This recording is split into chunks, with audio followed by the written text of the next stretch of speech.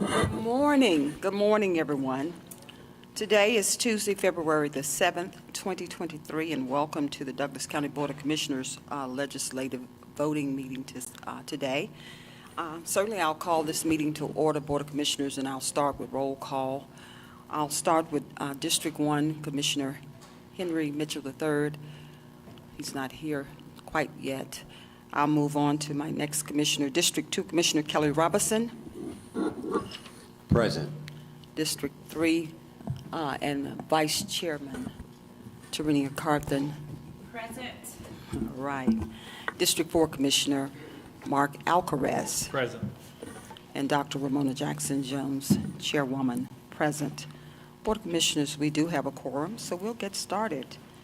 This morning, Board, we have with us our amazing Pastor Reverend Orlando Evans of Bright Star United Methodist Church. And Pastor, thank you for being here. And after you render the invocation, I will ask that everyone please remain standing for the Pledge of Allegiance. And again, thank you for blessing us this morning, Pastor. Okay, thank you. Will everyone please stand? Good morning, everyone. Today we'll focus our heart on purposeful pursuits as we consider Proverbs chapter 21, verse 21, which tells us, whoever pursues righteousness and love finds life, prosperity, and honor.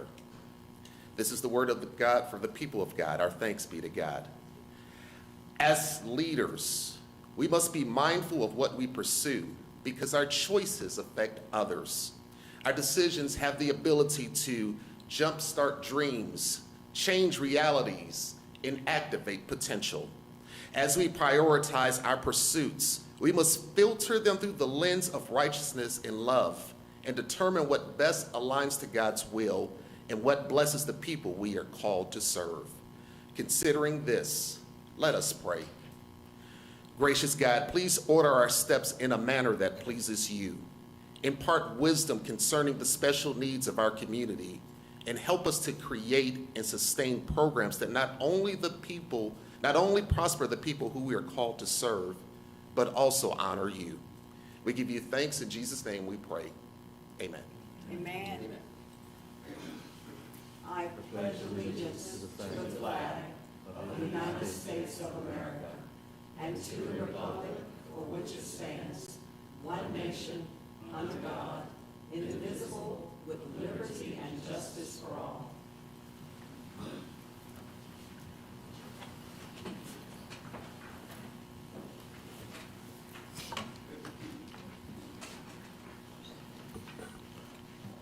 Again, thank you so much, Pastor Reverend Orlando Evans of Bright Star United Methodist Church, for blessing our county this morning and gracing us with prayer. Board of Commissioners, we're going to move, or should I say Clerk Watson, did we have anyone sign up for public comment this morning? We did not. Okay. With that being said, we'll move right into our presentations.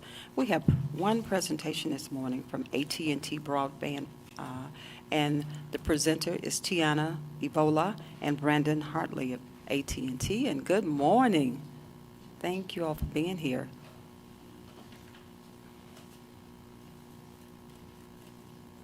Thank you, Madam Chair, and to all the Board of Commissioners. I'm Tiana Evola, and I'm the Regional Director of External Affairs at AT&T. And here with me, I have Brandon Hartley, who is our State Director of External Affairs. Again, thank you for the opportunity to come before you today. I'm especially proud to have Douglas County within my AT&T footprint, and extremely thankful for the opportunity to share our investment across the state. We're committed to closing the digital divide here in Douglas County and across the state, and we work hard each and every day to ensure that Georgians have reliable access to high-speed broadband. In fact, no one connects more Georgians than we do. We've been investing in our state for over 145 years and deploying broadband since the 1980s.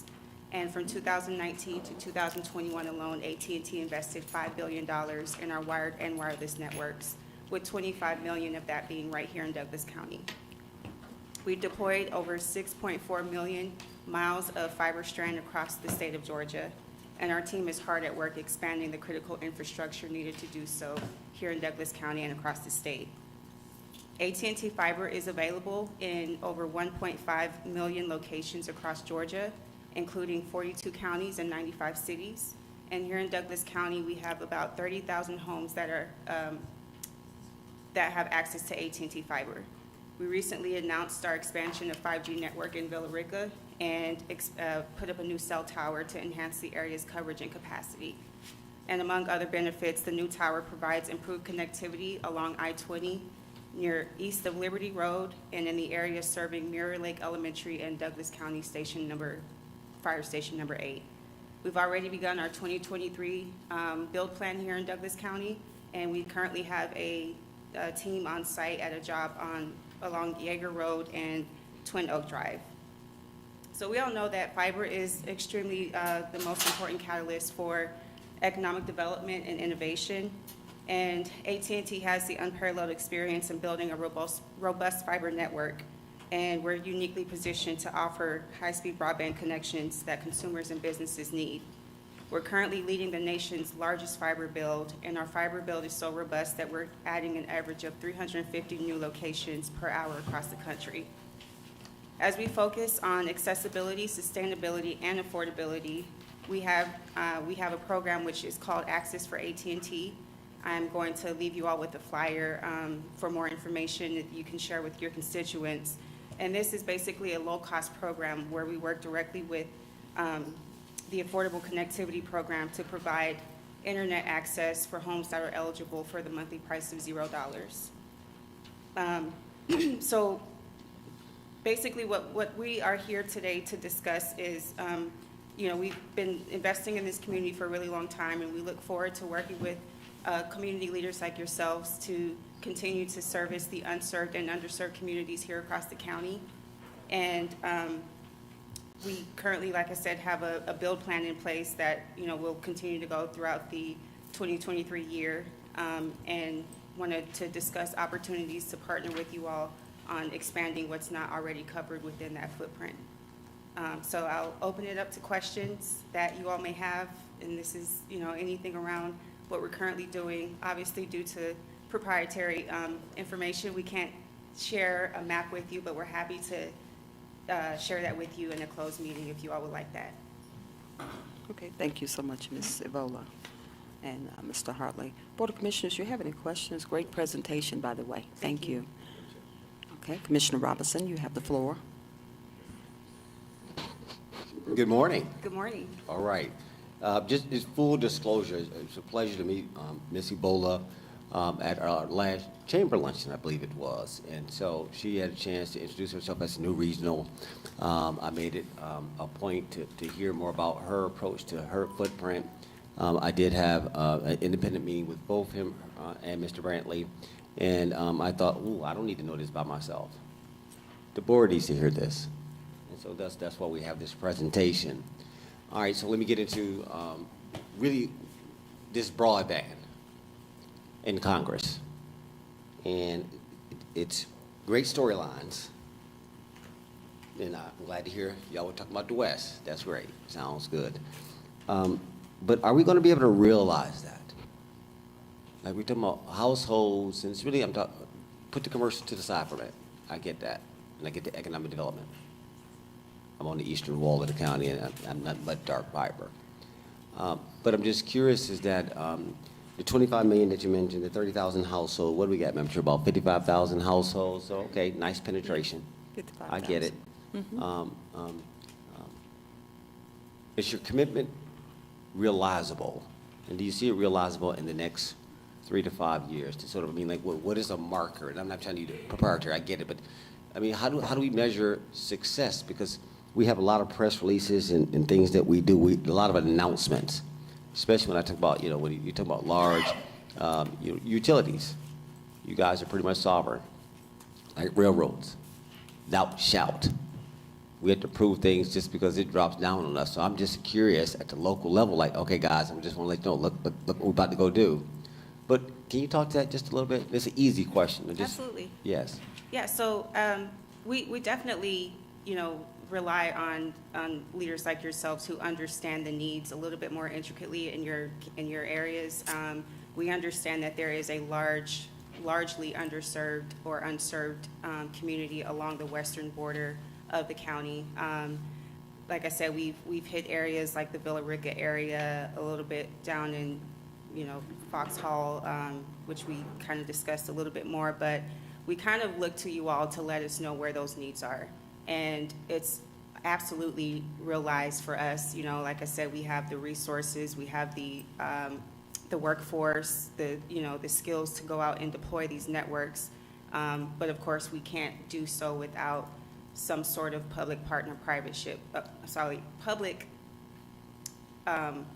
partnership. And so if it's a matter of sitting down and discussing which areas are not being served, and looking at that internally, what that would require, we're happy to have those conversations. But again, not to make it a commercial, I think that we've demonstrated our ability to go in and build out these networks. So we're just kind of looking for a little bit of guidance on that front, and then we can, happily have those conversations about timelines on what that looks like and everything else that would be required for that partnership. Okay. All right, 2 more questions. Thank you for that. So let's talk about partners. We're big on equal opportunity. I believe my board, and they will correct me if I miss it, but sometime toward the end of last year through a public meeting, you have other players in the room that are, we've been talking about, we got money from Congress, and you had others that got money, and they're trying to structure these deals, but it's always like a press release because I never see anything that comes out of it. Right. Right? Okay, we're gonna put up $5 million and we'll build this out, and then, oh no, you just keep your money. It's always a press release. Right. And so my question is really are we bound to have to just deal with one provider? Are we allowed to make sure that there's equality, everybody gets a plate? Can somebody up here can the county?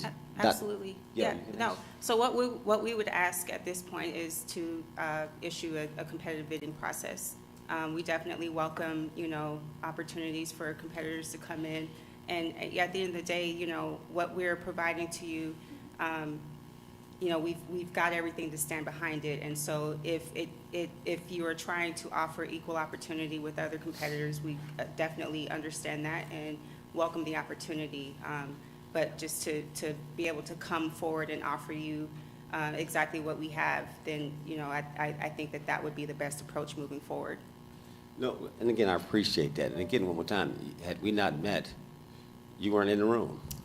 It was going in a totally different direction, which was important to say, okay, wait a minute, for the greater good of the county. Right. I need y'all to get in here since this is a topic that we're talking about. Right. That was important. No, we're okay. No, I got this. I got to go hurry up. So I got one more.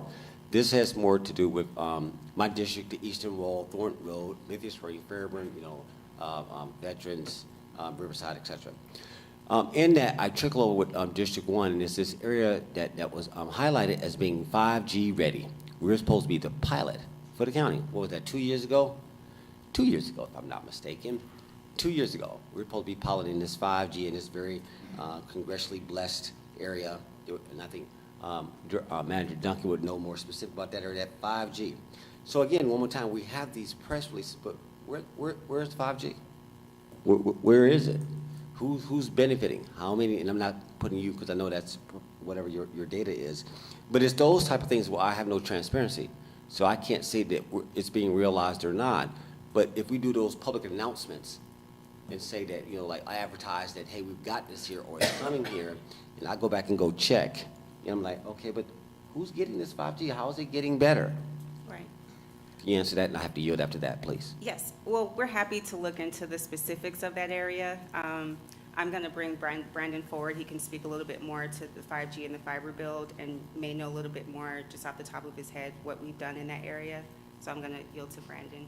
Okay. Yeah, and I'll just speak more in terms of, I think where you're getting at is, a lot of times you see a press release and then nothing kind of comes behind it. It's just more of, you have this press release, you get a lot of publicity, and then it kind of goes away and nothing's ever materialized.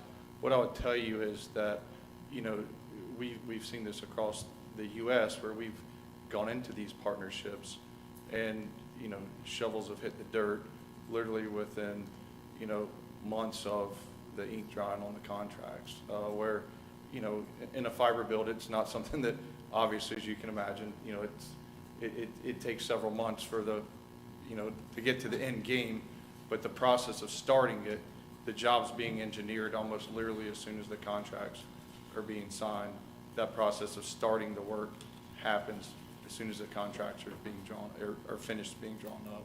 And then shovels are hitting dirt as soon as, you know, literally within months after that. So you do actually see the benefit of that versus, I know exactly what you're talking about. It. We've seen it in many spaces where you see a big press release, it sounds great, looks great, but you're sitting there 3 years later saying, what happened to that? You know, you heard a lot about it, but you never really saw anything that came out of it. And that's not the case in any of the contracts that we've dealt with, you know, either here or across the rest of the United States. No, I appreciate that. And again, it's about communication, which is if we have to do some enabling legislation here locally to sort of bless it, you got it, and it goes away. I trust me, I get project management, program management. It's just the communication that and again, I get the bigness of what y'all represent. This is something I said to Senator Eisen before he passed. It's like, and some of y'all were up there where I was in Washington, where I'm about to go this week. It's like, but Senator, how y'all let them get away with this and changing the fabric with all this 5G and y'all didn't get no local input? Well, Mr. Robinson, I didn't have nothing to do with that. I'm just like, no, it's good. I just wanted to make my point, which is you guys get to come down here and you pretty much can redefine and we really have no say. So it's in these moments right here we have to ask the question for the citizens. When y'all put towers in backyards, when y'all do the things that y'all do, and I have no problem with tearing up the ground. I have no problem in doing what you need to do for the greater good. But we only have these moments where we can say, you know, well, what are we getting out of this exchange? And did it realize itself? And a lot of it is just simple communication. That's all I ask, respectfully. Sure, thank you. After you. Madam Chair, you have the floor. Thank you so much, Commissioner Robinson. Any other comments or remarks? Okay. Vice Chairman Carthen, you have the floor. Thank you, Ms. Evola and Mr. Hartley. To Commissioner Robinson's point, what is the specific ask that you would like for us to partner with you on? Is it, you know, right-of-way acquisition? Is it, what is it that you would need from us? Right. Minus, you know, if we have to go out to bid. So my procurement director is sitting right there, so she's giving me okay, this might have to be a competitive bid. Right. So I'm not saying it would be sole source to you, but what is it? What would that public partnership look like? So first and foremost, it would be the support from you all. You know, we can, so I feel like some of this would have to be discussed, you know, in a separate setting of what the logistics of what actually would go into that process. But if, I know that the commission voted to, you know, back when the ARPA funds were allotted to the counties, I know that the Douglas County Commission basically set aside $2 million to put toward broadband expansion. And so we would, you know, like to have conversations about what that looks like from your end, and then, you know, also from a AT&T perspective, what we would be investing with that. And once we get into the logistics of the areas that we would service, those conversations around right-of-way access and things like that will come based on that.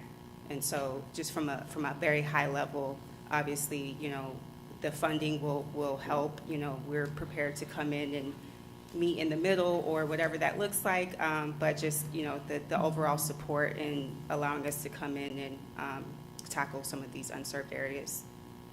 So we do have areas that are served, but the coverage is not the best. Is that something that you are also looking at increasing? Because we have dead zones in the areas. Absolutely, you know. absolutely. I mean, we work daily to tackle some of those challenges, and so that, you know, those conversations can obviously be had outside of this competitive bidding process. If you have concerns from a certain area that you would like us to come in and evaluate, I'm happy to work with you closely on that.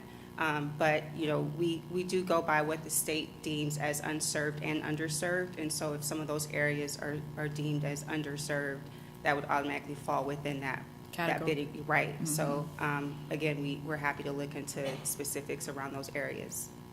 Got it. If I could just add to, as Tiana mentioned earlier, is we do have, as we've been investing over the years, as she mentioned, the $25 million, we've got investments that we will continue absent, you know, this partnership that she's mentioning around the unserved and underserved, that continue on today, they'll continue on tomorrow, next year, and years beyond that.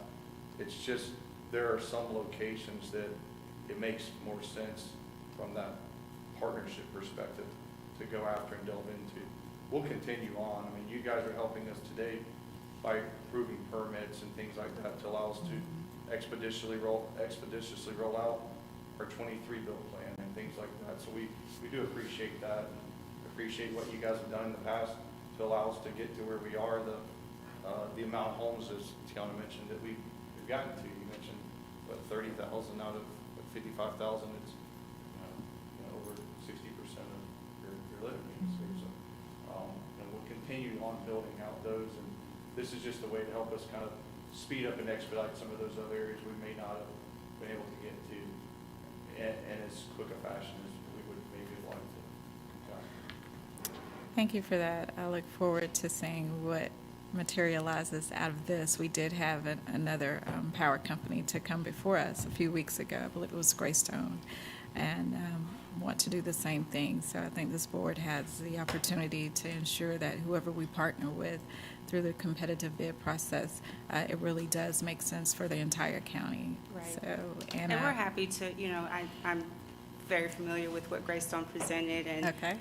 While we don't know geographically exactly which living units they would be tackling, we definitely, we're not against coming in, you know, scaling down, you know, working around. If you all want to work with other providers, we just want to make sure that, you know, we're doing what we can on our end to cover some of those areas that may not be covered within their plan.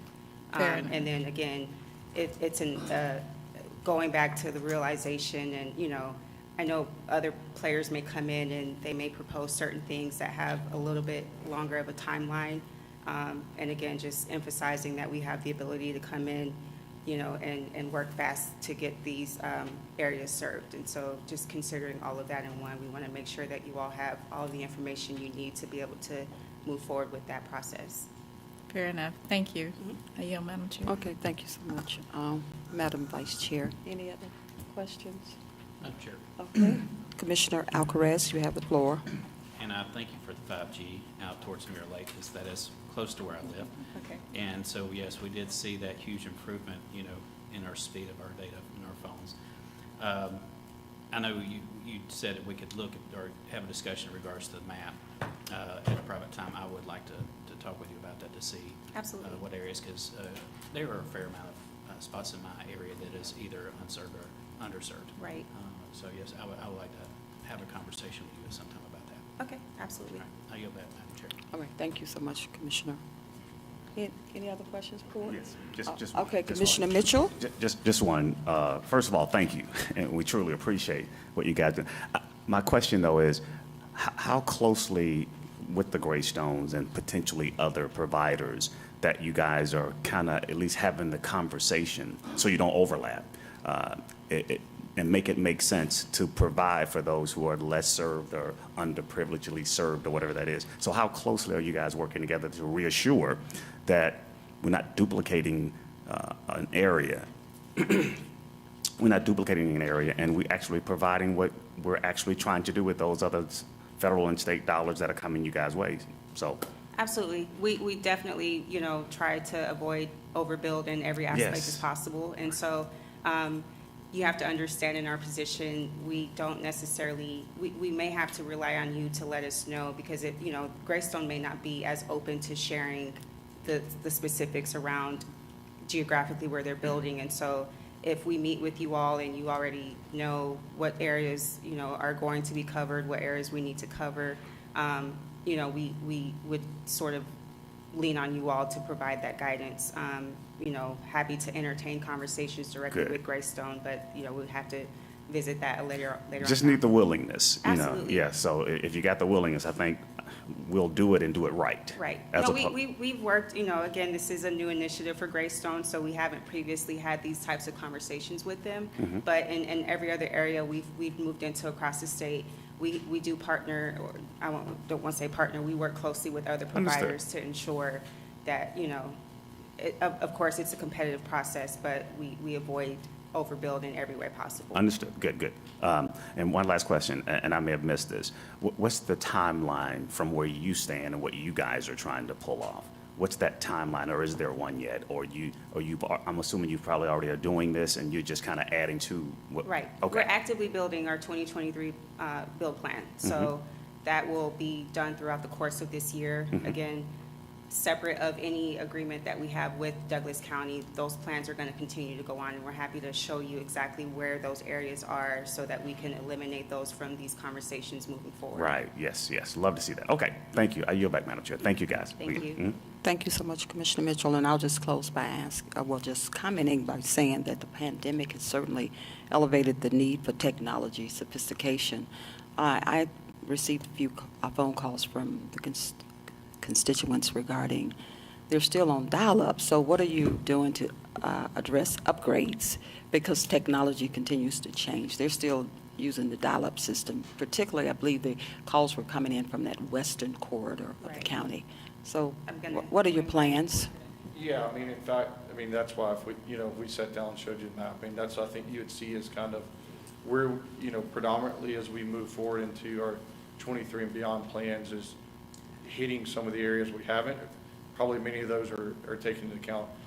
Much like yourself, as we saw when the pandemic hit, not only did you have students that were at home taking online classes, you had many people at home working, telehealth became a thing. So the need for, people being able to sit at home in front of their computer and interact, it kind of fast forwarded us in terms of the need for that technology. And so we have ramped up our deployment of fiber, not only in counties like Douglas, but across the entire state and quite frankly, across the entire nation.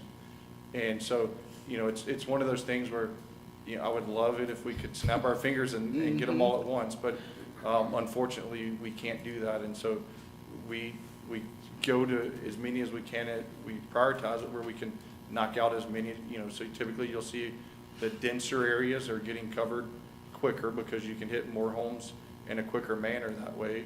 And, some of the rural areas, it takes longer to get to them because, if you have a half mile between a home, then some of those homes, it may take longer to deploy that. But yeah, we are, and if you have areas that that are kind of your key areas where you continue to hear issues from, then certainly let us know and we can get that back to our engineers and see if we can get it added to our build plans. But we are absolutely, trying to close that digital divide that has persisted since, the pandemic hit. Okay. And I think that would be worthy of a survey, one that maybe your company or any other company may want to do. You know what I'm saying? You have the access. Who's still on dial-up? Because a lot of folks, it's easy to say I do have service, but if it's dial-up, me and you know that it's slow, it takes a long time, and it really is a disadvantage, particularly during this, certainly it was a disadvantage during the pandemic. Absolutely, and that's one of the things we look at is, what speeds does somebody have today, and where are the pockets of the groups of people that have the slower speeds, and that kind of gets back to the unserved versus underserved versus those that may be considered served, and kind of to the question here is the overbuild aspect of it, and trying to go after those that truly need it versus overbuilding areas that they're pretty well served today. Yeah, okay. All right, thank you so much. Any other comments? Okay, Commissioner Robinson, and Thank you, and Close out. to Commissioner Mitchell's point, I guess through administrative concurrence, Madam Chair, send staff forth and Director Amons to sort of come back to the board on what the next step should be. I'll let y'all work that out administratively. But to this point, so you put up $25 million, we put up $2 million. What's important here is that you've been doing this for 140 years. Pandemic is only 2 years. And we have a window of time to spend our money. I've been on, excuse me, this is a 48-hour, I've been on this little. We got 2 years left to do something with this $2 million, which is 10% match of what you put up in your $25 million. I'm like, well, So I want to be clear, the 25 million investment was just from 2019 to 2021 alone. I'm So, good. Yeah, That makes it so even better. But I don't want to I don't want to preface by saying the 2 million on your end would match that. That was just the facts on what we've invested already.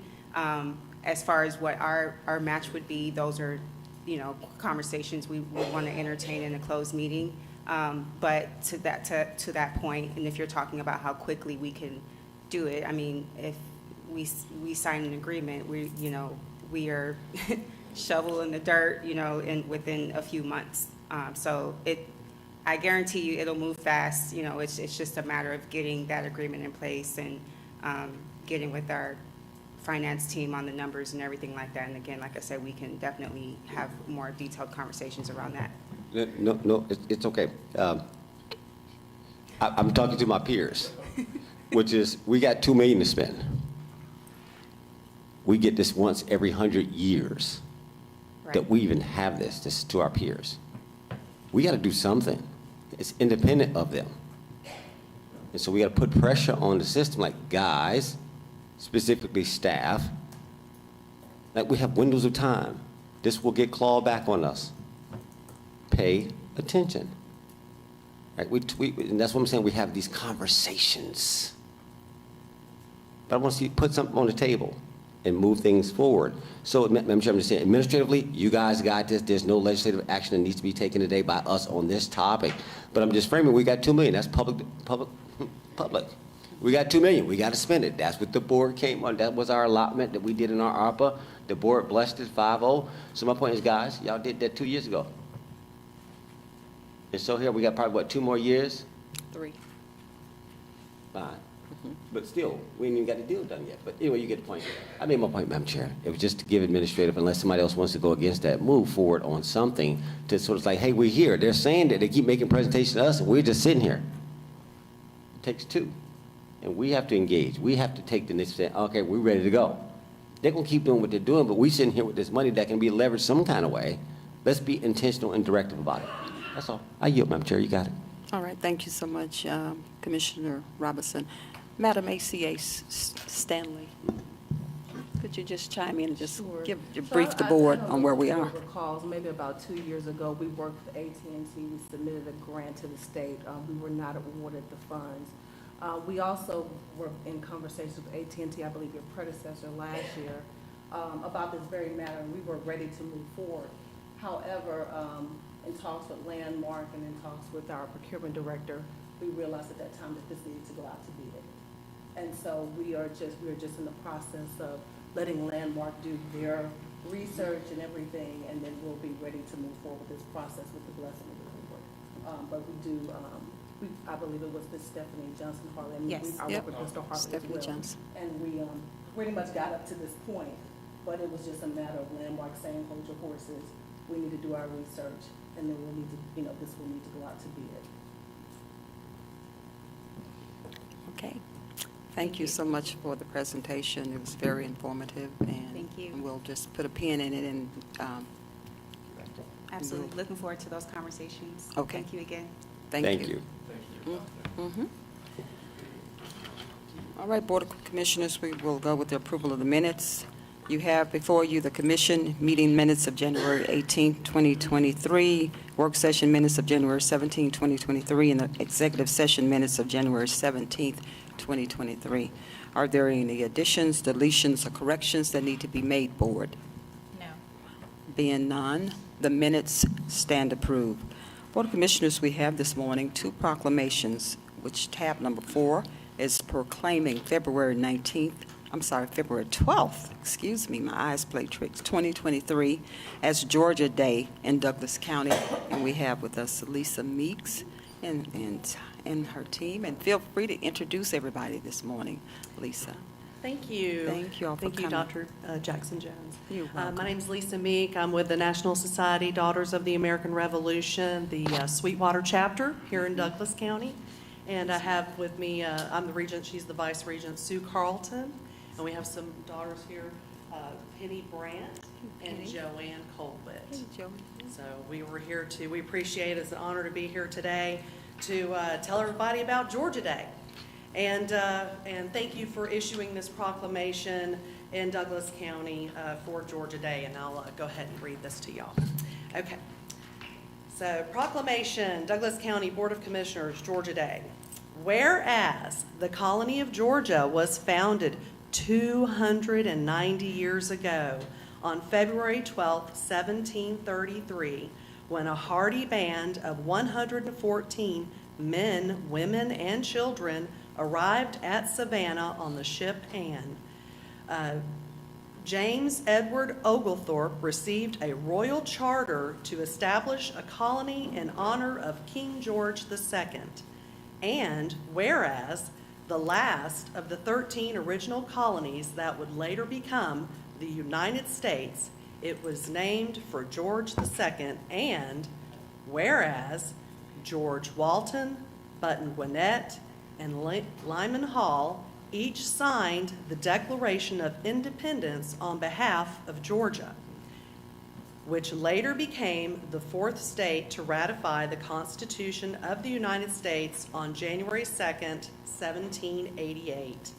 And whereas Georgia's current population has grown to more than 10.8 million people and stands as a commercial, financial, and cultural center for the southeast and our nation.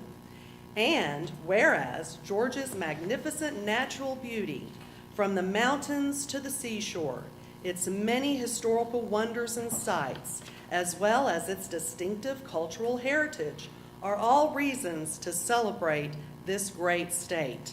And whereas from the Creek Indians and early colonists to Juliette Gordon Low, Jackie Robinson, and Martin Luther King Jr., Georgia has been home to many influential leaders who have had monumental impacts on the world for the better. Georgia's storied past provides a strong foundation for a bright future and lends itself to valuable lessons.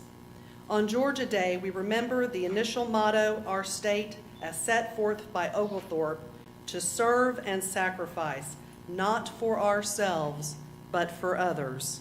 And whereas all Georgians are invited to rediscover our state's natural, cultural, and historical wonders and sites, and to encourage individuals throughout our nation and around the world to recognize the people, institutions, and historic events that have shaped Georgia's place in our shared history and global commerce. Now, therefore, we, the Douglas County Board of Commissioners, do hereby proclaim February 12th, 2023 as Georgia Day in honor of our state's 290th anniversary and call upon our citizens to celebrate our proud and rich heritage, so proclaimed this 7th day of February 2023. And thank you so much for allowing me to read this. I do want to say, if you get a chance, stop by the Douglas County Library on Selman Avenue. We decorated the big old case there in the library. It's got all kinds of Georgia stuff in it. We got rocks in there, books, maps, you name it, all kinds of cool stuff. And we actually highlighted two important Black Americans, Horace King from Georgia and the Reverend Shandy Jones from Alabama, in celebration of Black History Month. So please take a moment to stop by that library and check it on out. So, thank you very much. All right, thank you so much, Lisa Meeks. You are correct. Georgia is well known for our commercial, financial, and cultural reputation. We have set standards where others will be judged, and guess what? Georgia is a strong foundation for the future of all mankind. It is one of the most beautiful states I've had the privilege of living in. Being a former military wife, I lived all over the United States, or I've hit all over, probably lived in about 4 or 5 of the states. But traveling through all the states and moving to Georgia, it's breathtaking. Trees, mountains, everything wrapped up in one. Water, mountains. When I wake up in the morning at my house, I'm able to look out at the trees and just see the foliage. I can't explain it, but it is one of the most beautiful states. And I'm from Tennessee. I was born there, but I think Georgia's, I'm going to give it some credit, very beautiful. Well, Board of Commissioners, you've heard the proclamation. The proclamation, do we have a motion to approve, Board of Commissioners, for Georgia Day? Do we have a motion to approve? So moved. Okay. We have a motion and second. Any discussion? We have a motion and second. Please prepare to cast your votes.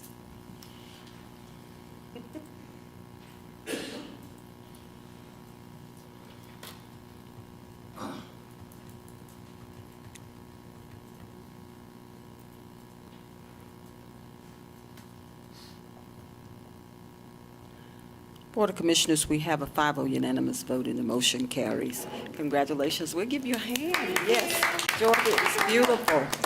Okay, would you all like to come up and take a photograph? Yes, we have, well, you have 1, 2, 3, 4, 5. You know, we'll come down, so you won't have to come up. We'll come down. Yeah, no, we'll come down. Save your knees on these steps. We'll come.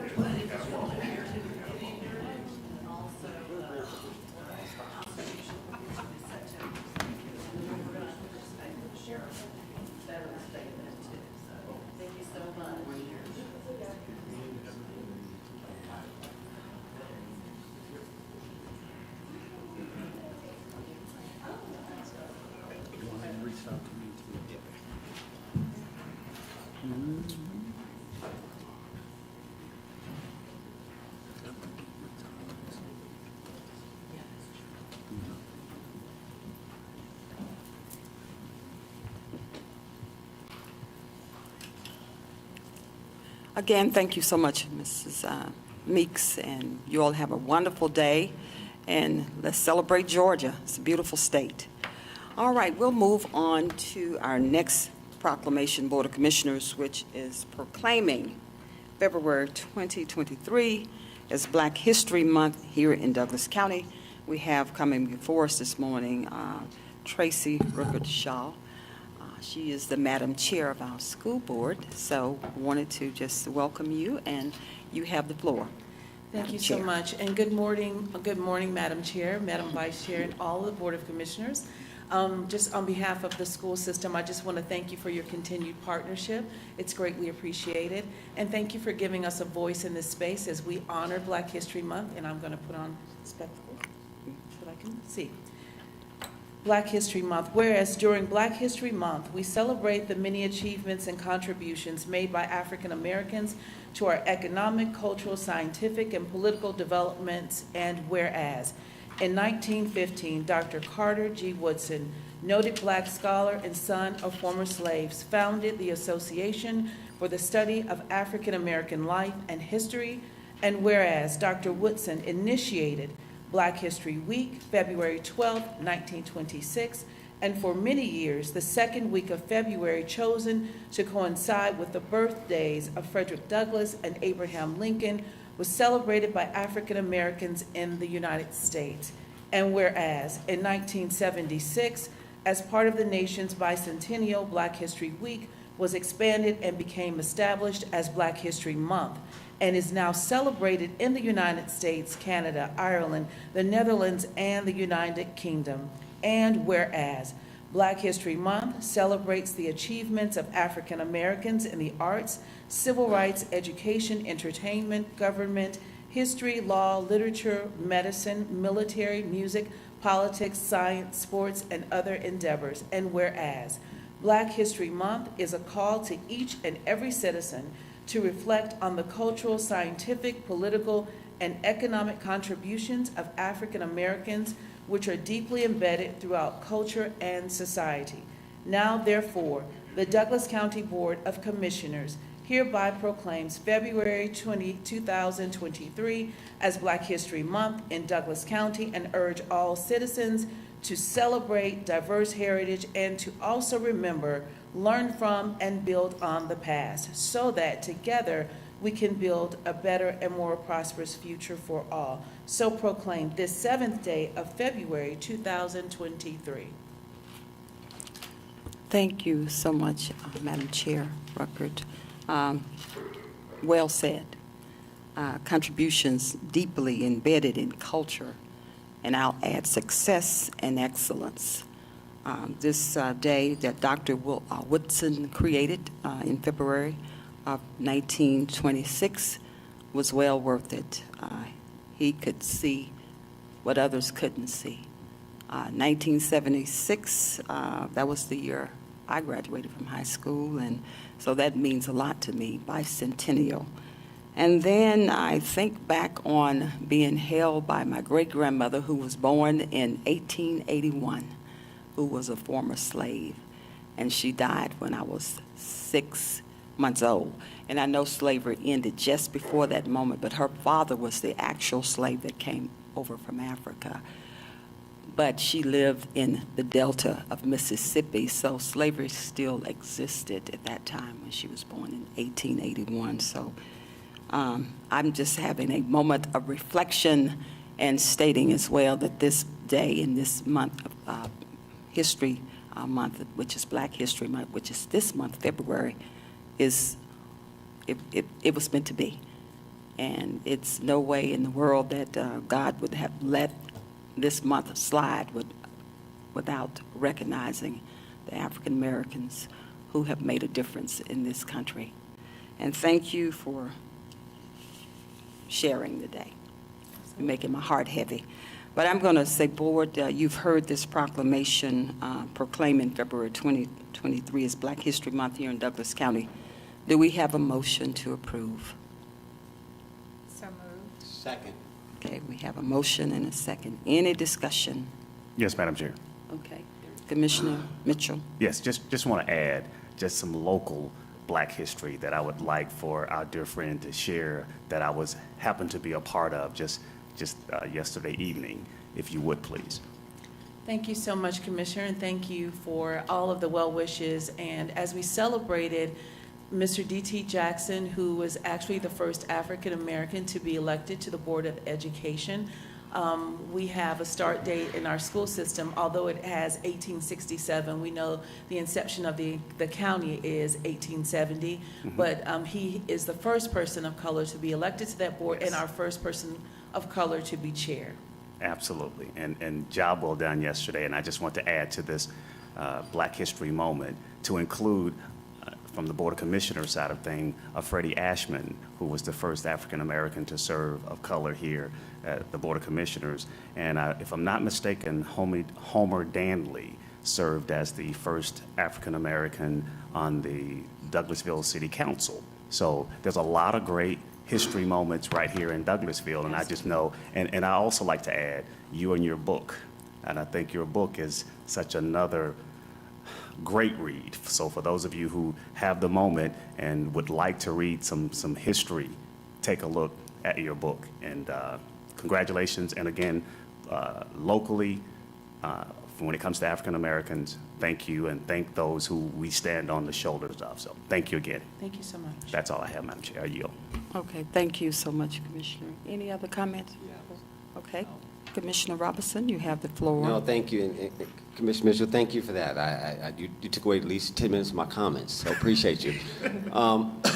No, but, I mean, he hits on a point that you have history makers right now, and he emphasized the males part of African Americans who are making a difference here, but there are females, such as you, and the work you've done.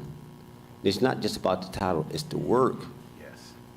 that should be magnified. I probably could name 20, 30, but you would be my definitely first ballot of being the chair of that school system. Look what you're producing. Look at the results. Look at the fruit. I'm very proud. And while I may not ever have an opportunity to truly share what I believe about the work you've done, because you look at the administration across, there's a lot of African-American women who are running this county in key positions that when I came in board, you're right, Ashman came in 6, I came in 8, but here I am, and I can look back and like, look at this. You're propelling. You're making this work for the next 150-something odd years. So I'm very proud, and I had to say that if I don't have no other chance to say this again, thank you for your work, thank you for your diligence, and you know, I yield. Thank you, Madam Chair. All right, thank you so much, Commissioner Robinson. Okay, we have did you have anything to add, Commissioner? I mean, Vice Chair? Okay. All right. Okay. We have a motion and a second on the floor, Board. We have a motion and a second. Please prepare to cast your votes.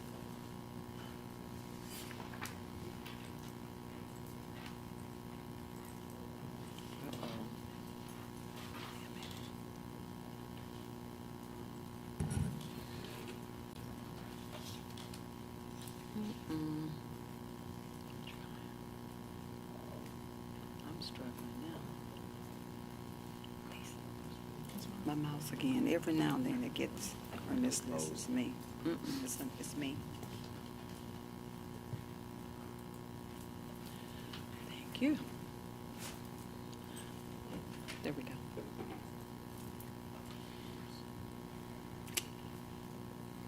We have a 5-0 unanimous vote and the motion carries. All right, let's give Tracy Ruckert a hand, Madam Chair. We're gonna, you want to come up and take a photograph with us, please?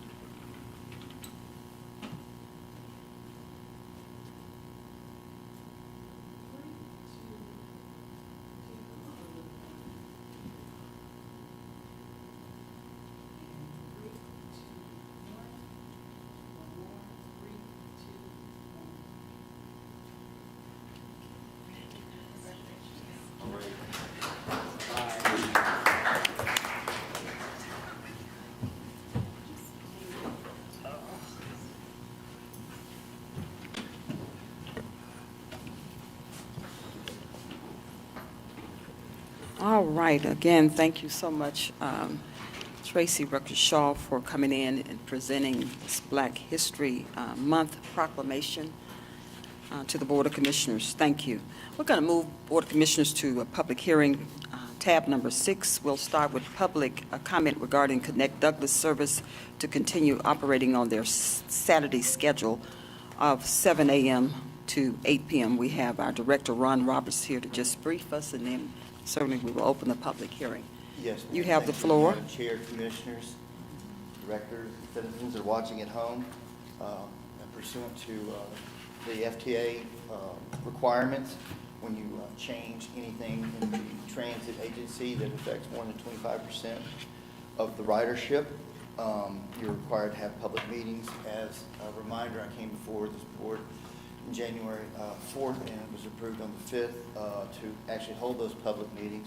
We did go through the process.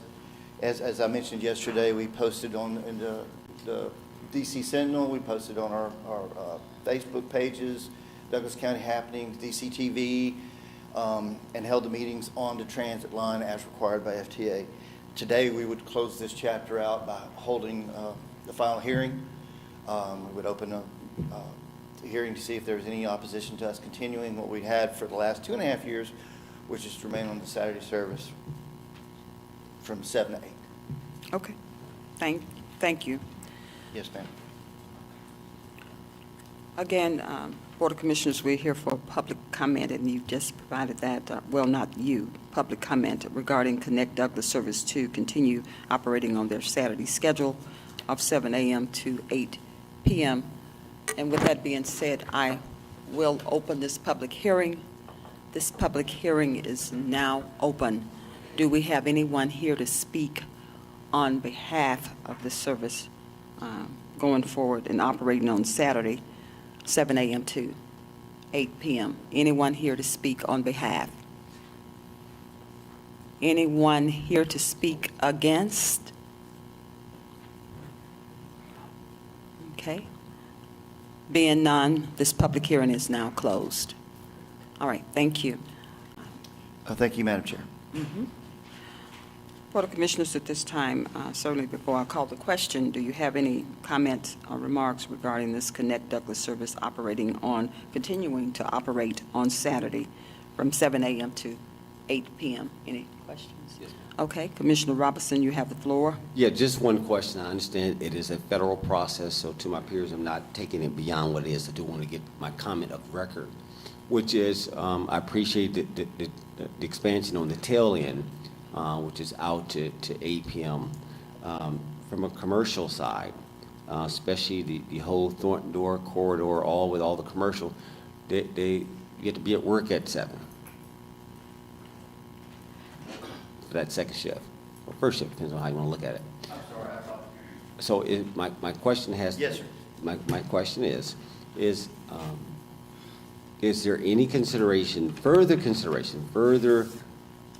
looking at, maybe in our planning process, we're going through looking at an earlier service where it's strategically relevant? We've gotten feedback alone that maybe perhaps we should have it 5 or 6 o'clock in the morning so people can get in the bus to get over to where they got to be at. Because if the shift starts at 7 and the bus don't start till 7, you're missing that whole front end. So this has been said before, plenty of town halls, but just for the record, can you speak to the validity of that? And will there be an opportunity in the future when we get through with our planning to reconsider the true hours? Absolutely, and I appreciate the question, Commissioner Robinson. You know, behind me I see Breezy and Chris, and that's been one of the issues that they've faced with along Riverside with getting people to work. There's several of those businesses over there that have parking concerns and things like that. That is something we do want to hit. As an update to the Transit Master Plan, that is being finalized. There's one sub to be signed, and then we will be looking for a kickoff and something to bring forward with some dates and times. Further, one thing I had completed this morning and continue to work on is getting together a holistic list of everybody in the county to weigh in on that, so we can actually look at not just the businesses, but what the citizens want. As you know, in conversations outside of this forum, we've talked about the urgent need for me to, connect with Mr. Lyford and all the entities that provide transportation countywide through CSB and through those other all those other entities that do provide transportation, and we look forward to having that. I've also secured a lot of the lists that are already ongoing with the land use, comprehensive land use plan, and sent some emails. We're also working with David Good as well to get as many of the lists together as possible to come up with exactly what we do need. I do think that, the lack of participation in the process today shows that we do need to work on getting that out there, and that's extremely important to me, to get the message out there so that everybody in this county knows that we are about to engage in this transit master plan, and we do want to move forward, and we do want to hear them. Got it. That's the only question I have. Madam Chair, I yield. Thank you, Rob. All right, thank you so much, Commissioner Robinson. Commissioner Mitchell? Just for clarity, so the 7 a.m. to 8 p.m. is the hours of operation is which you're looking to actually continue and or start up on a Saturday, correct? Yes, sir. We are continuing what we normally would do on Saturday. This was this change occurred about 2.5 years ago during COVID. And it was we should have had public meetings at that time. We did not. This is an effort to rectify that situation and move forward. And so, yes, we would continue with the 7 to 8 p.m. service, Commissioner. Got it. And the reason I ask is, do we feel confident that this is what's needed versus restructuring the actual delivery of our service? I think it's a combination of both, but is the Saturday service, is there a demand, or is it just we're trying to use federal dollars, or because we're given that, I guess? Good question. So really the financial difference in going from 6 to 8, or as opposed to maintaining our 7 to 8, is a matter of about $5,000 a month. That's the difference. The routes themselves, some of them have some really difficult headways. We want to do a deep dive, and we will. We have a tremendous team that we have worked with through ATL to secure that GPC contract with RS&H and their subcontractors who would be looking at our entire system. It's hard to speak to what the conclusions might be, but I think paramount is what I had just noted is I just really want everyone in the county to know that we're doing this, and we will do everything we can to reach out to everyone, inclusive with all those aforementioned lists and emails and things that I'm working on. We're also looking at mailers like we did through WSA to get the word out. We did that when we worked on the Census 2020, and we really thought that was a good effort. I spoke with Chad Griffith this morning. Rec 1 is one of their email lists that goes out to everybody. That's what we were going to do. As far as like what it's going to look like, I'd rather citizens tell us, because I'm anxious to see it myself. And the reason I bring this up is because I think you're right, that the route of that transit service is definitely need to take a deep dive to make sure that Yes, sir. we're providing truly the services that is needed by those that need this transportation service or this busing service. I think we're falling short. Not that we're doing a bad job, but we're not doing the best for what we're offering. And I want to make sure that whatever dollars are being spent, that's why I question the Saturday service. Not that it's a bad idea, is that where the demand is? Is the demand on the routes is more the demand versus the Saturday service for an hour or two to get that? I'm not sure, and I'm assuming the data that you're receiving and the calls that you're getting is saying that Saturday service needs to be increased. I'm assuming that's kind of how you arrived to this point here, correct? Well, Commissioner, we arrived to this point with this is the same hours that we've had for the last several years, and at this point, unless there were a lot of citizens that showed up and said, hey, we really, really, really need you to be here at 6, then I didn't see Right. reason to change it and go through that process as of Okay. yet. But we are open to it, our third party. Right, and I know we've had conversations. I get it. I just know, I think it's a combination of stuff that's needed with this busing system, and this is only one of several that's needed to get it right. But we're working toward it, and let's see kind of where we end up, though. But thank you, great job, and I'll leave it there. So I'll yield at that point. So Madam Chair, I yield. Okay, thank you so much, Commissioner Mitchell. Okay. Madam Vice Chair, you have the floor. Thank you. Director Roberts, something that Commissioner Mitchell just stated kind of reminded me. Have we looked at possibly splitting shifts? And when I say that, I think about how, I think it's at the transportation center, we have, was it CCT? No, for Douglas County. What's the bus that comes to the station that goes into? You talking about the Greta buses? Greta buses, Okay, thank you. yes, ma'am. Georgia Regional Transportation. Yes. Okay, so with the Greta buses, they only come a certain segment of the day. That's right. Have we looked at that? Because if, to Commissioner, Robinson's point, people are needing to be there between, they need to start their 6 or 7 o'clock shift. Okay, so if we only have riders in that segment of the day, then maybe we don't need the buses the whole day, and we can divert that to what Commissioner Mitchell is saying, where the needs may possibly be greater during the day. So have we looked at a schedule such as what Greta provides? Yeah, absolutely. So the relationship with Greta has always been there. They've always been a good partner to the rideshare program, even before it was Connect Douglas.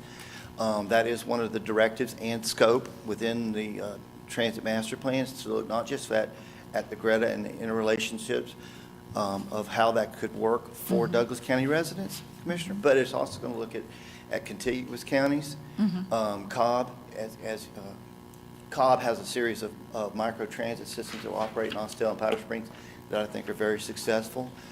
Staff and I were very blessed to be able to attend the Georgia Transit Association Conference this past November, and there was a presentation there on some of those systems and things like that. But truly, the individuals that we've contracted with that will be coming in will have a lot of different ideas, and we definitely want to get those out there on the table for the citizens to really see and visualize what works for them, and to get the participation. We want this system to be something that the residents are very proud of, and that they want to participate and be a part of, and not just for the next 10, but next 10, 20 years, as our, much like the comprehensive land use plan is looking at the next 20 years. The same thing, we want to look at what our constituents are going to look like, what our citizens are going to look like, and develop a system that makes sense for everybody, and something that people fiduciarily want to be responsible for. Absolutely, and in terms of the economic development we got going, especially around the area along Fairburn Road, and where the new movie complex and all of that development, making sure we take a look at that, because that will also add jobs, which means people will need transportation along that corridor. So I look forward to that. I just wanted Absolutely. to. I do too. I'm really Okay. excited about it. All right, thank you. With that, Madam Chair, you. Thank you so much, Madam Vice Chair. You have the floor, Commissioner Robinson. Yeah, just real quick, and to my two peers' point, appreciate you guys. You bring up good points. Remember, this was a pilot program. We don't know what we didn't know. We created a route system that, based on consultants, staff. You start with that, and you test it over time. We've now come into the conclusion of that. We have this master plan, like everything else we do, we like to study stuff.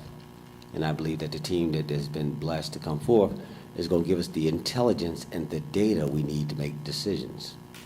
One thing, so in addition to routes and schedules, the other things, and you know this, I want you to confirm it, that we've discussed this at length in our transportation committee, is about the service provider. Is this the right service provider? Should we revisit that? Are we getting out of that what we need from this service provider? Nobody's guaranteed. I'm of a, look, if we're not getting what we need, perhaps do we need to look at partnering with regional partners like Cobb? Like, well, y'all may do it better than we do. Maybe y'all can come over here and do this. Those are conversations that we've had at length. And we recognizing that we set forth our consultants, like, now hear our voice now. If we're going to look at this. Don't be afraid to look at it. Look at all of it. Nobody's exempt. And so, Ron, you've got the charge. I know it's exciting because we pretty much turned you loose, like, well, go get it now. But come back to something to the board, to their questions that they're asking. No, bring the full study forward. And hold, again, we wanted our voice up at the ATL. Remember, that was my condition. Like, don't get removed from it. Don't let them deal us our voice and sense and how they're driving this. Do you remember that conversation? Yes, Commissioner, I do very well. And so the panel that selected this was actually, 3 of us were from the county and only 2 from ATL. So we have insight, and they pretty much have turned it loose for us to project manage. Okay, so you're project management, key word here. But you're going to represent the county's interests, is that correct? That is correct, Commissioner. That's all I needed. Madam Chair, yeah. Okay. All right.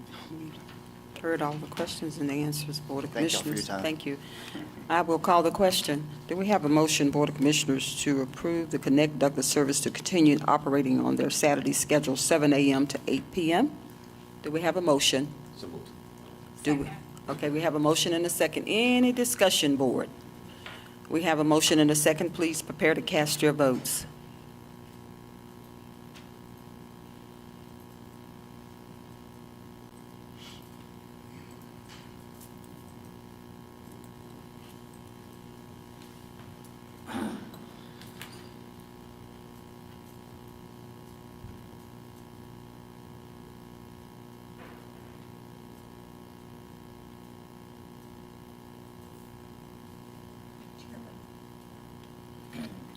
Sorry, it went off the screen.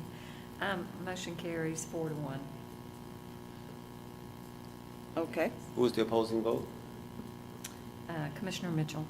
Okay, thank you. Okay. All right, 4-1, and the motion carries. All right, Board of Commissioners, we'll move on to tab number 7. To consider street name change of Factory Shoals Road segment between Douglas Hill Road and Bullitt Road. We have with us this morning our Deputy Director, Rana. Good morning. Good morning, Madam And Chair. we look forward to your presentation. You have the floor. Thank you. Give me just a second.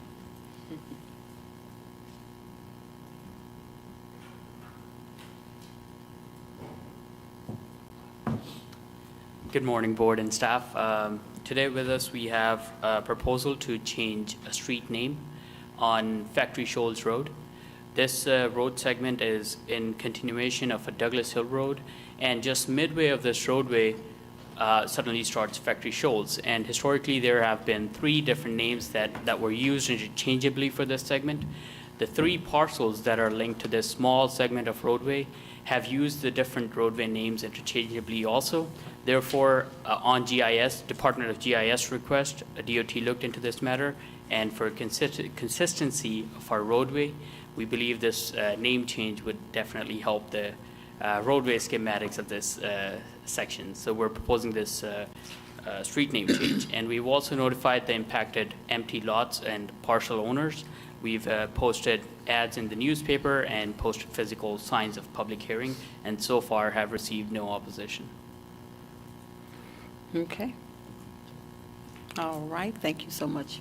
With that being said, I will certainly open this public hearing. Is it anyone here to speak on behalf of the Factory Shoals Road segment between Douglas Hill Road and Bullitt Road to this name change? Anyone here to speak on behalf? Okay. Anyone here to speak against?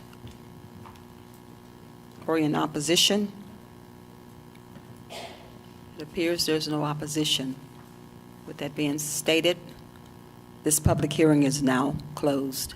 If you could come back to the podium, Deputy Director. Board of Commissioners, this is your opportunity. If you have any questions of Deputy Director Rana regarding this name change. Okay, no questions for you.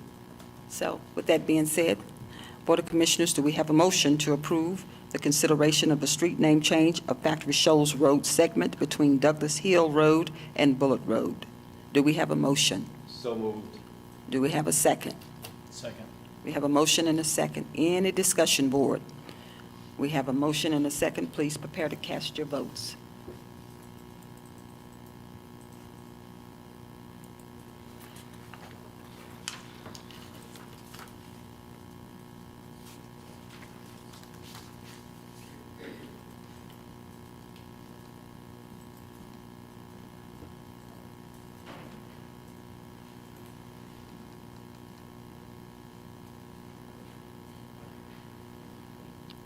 Board of Commissioners, we have a 5-0 unanimous vote and the motion carries. So with that being said, we will move on to our next item. We will move directly into new business items. Board of Commissioners, this morning, tab number 8, do we have a motion for the appointment of Zyvon Ias and Colin Deering to the Cemetery Commission Board effective immediately? Do we have a motion? So moved. Do we have? Okay, we have a motion and a second. Any discussion, Board? We have a motion and a second. Please prepare to cast your electronic votes.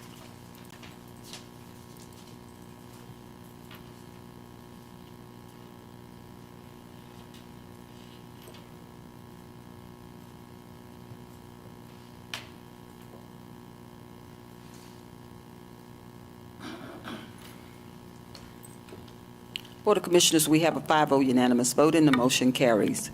We'll move on to tab number 9, appointment of Cindy Morley and reappointment of Gary Miller, Walter Hudson, Nick Byers, and Greg Williams to the Douglas County Development Authority, effective immediately. Do we have a motion, Board?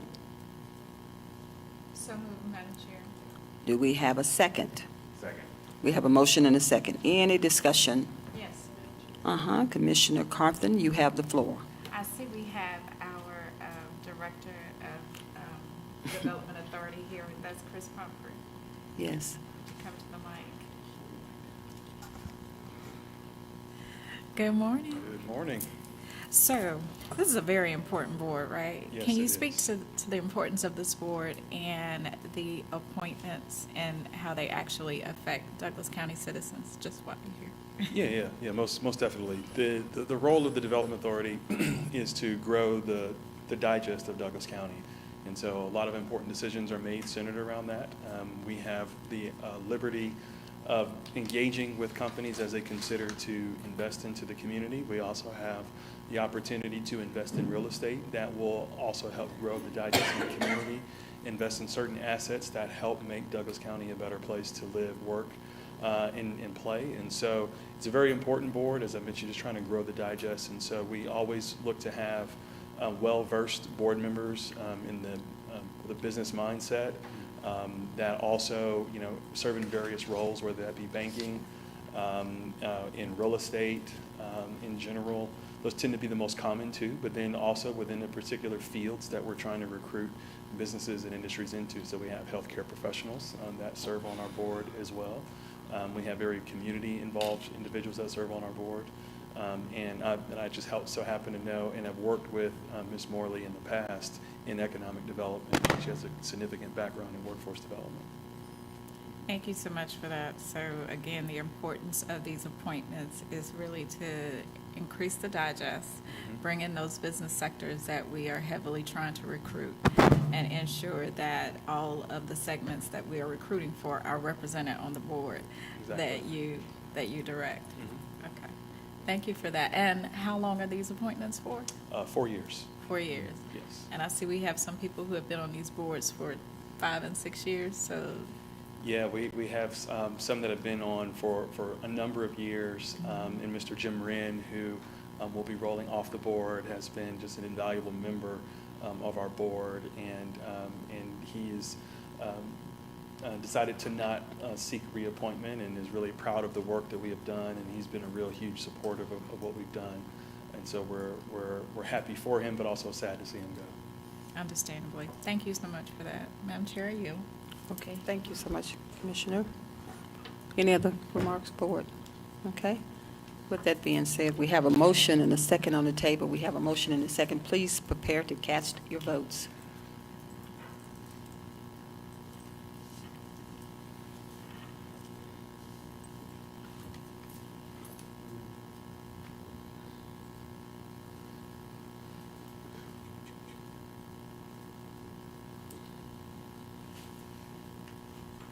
Board, we have a 5-0 unanimous vote and the motion carries. We're going to move on to tab number 10. Tab number 10 is, do we have a motion for the appointment of Albert Eugene Lee and Deborah Crump to fill unexpired terms to the Department of Family and Children's Services Board effective immediately? Board of Commissioners, do we have a motion? So moved. Second. We have a motion and a second. Any discussion? We have a motion and a second. Please prepare to cast your votes.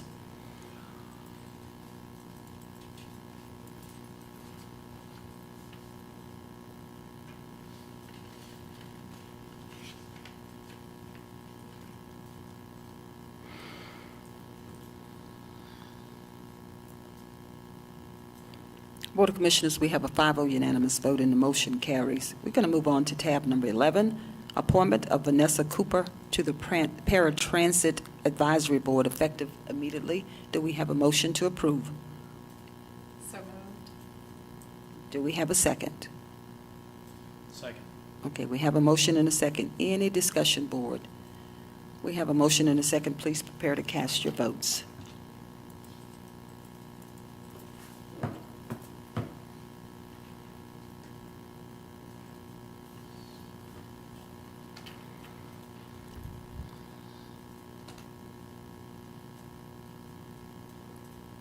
Board of Commissioners, we have a 5-0 unanimous vote and the motion carry. We'll move on to tab number 12.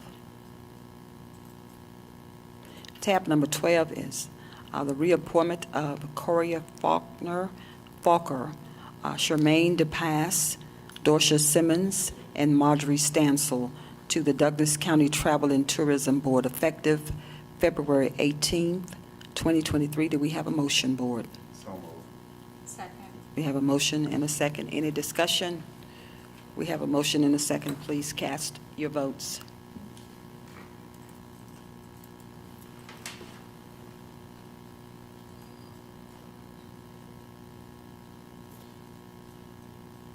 Board of Commissioners, we have a 5-0 unanimous vote, and the motion carries. We're going to move on to tab number 13. Tab number 13 is approval of a SPLOST reimbursement resolution, and certainly our legal department will chime in. Attorney Coleman, you have the floor. Thank you, Madam Chair.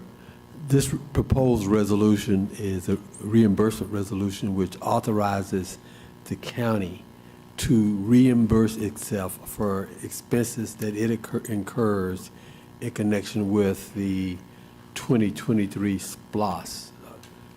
The expenses would be reimbursed out of the proceeds of a debt offering or out of the proceeds from the collections of the SPLOST. And this simply allows that reimbursement, so to the extent there are expenses being incurred now with respect to those projects, we can be reimbursed later when collections start or when there's a debt offering. And Okay. that's what the resolution is all about. All right. Thank you so much for clarifying for us, Attorney Coleman. Board of Commissioners, you've heard the clarification. If there are no questions, I will call the question. Board of Commissioners, do we have a motion for the approval of a SPLOST reimbursement resolution? Do we have a second? Second. We have a motion and a second. Any discussion, Board? We have a motion and a second. Please cast your votes.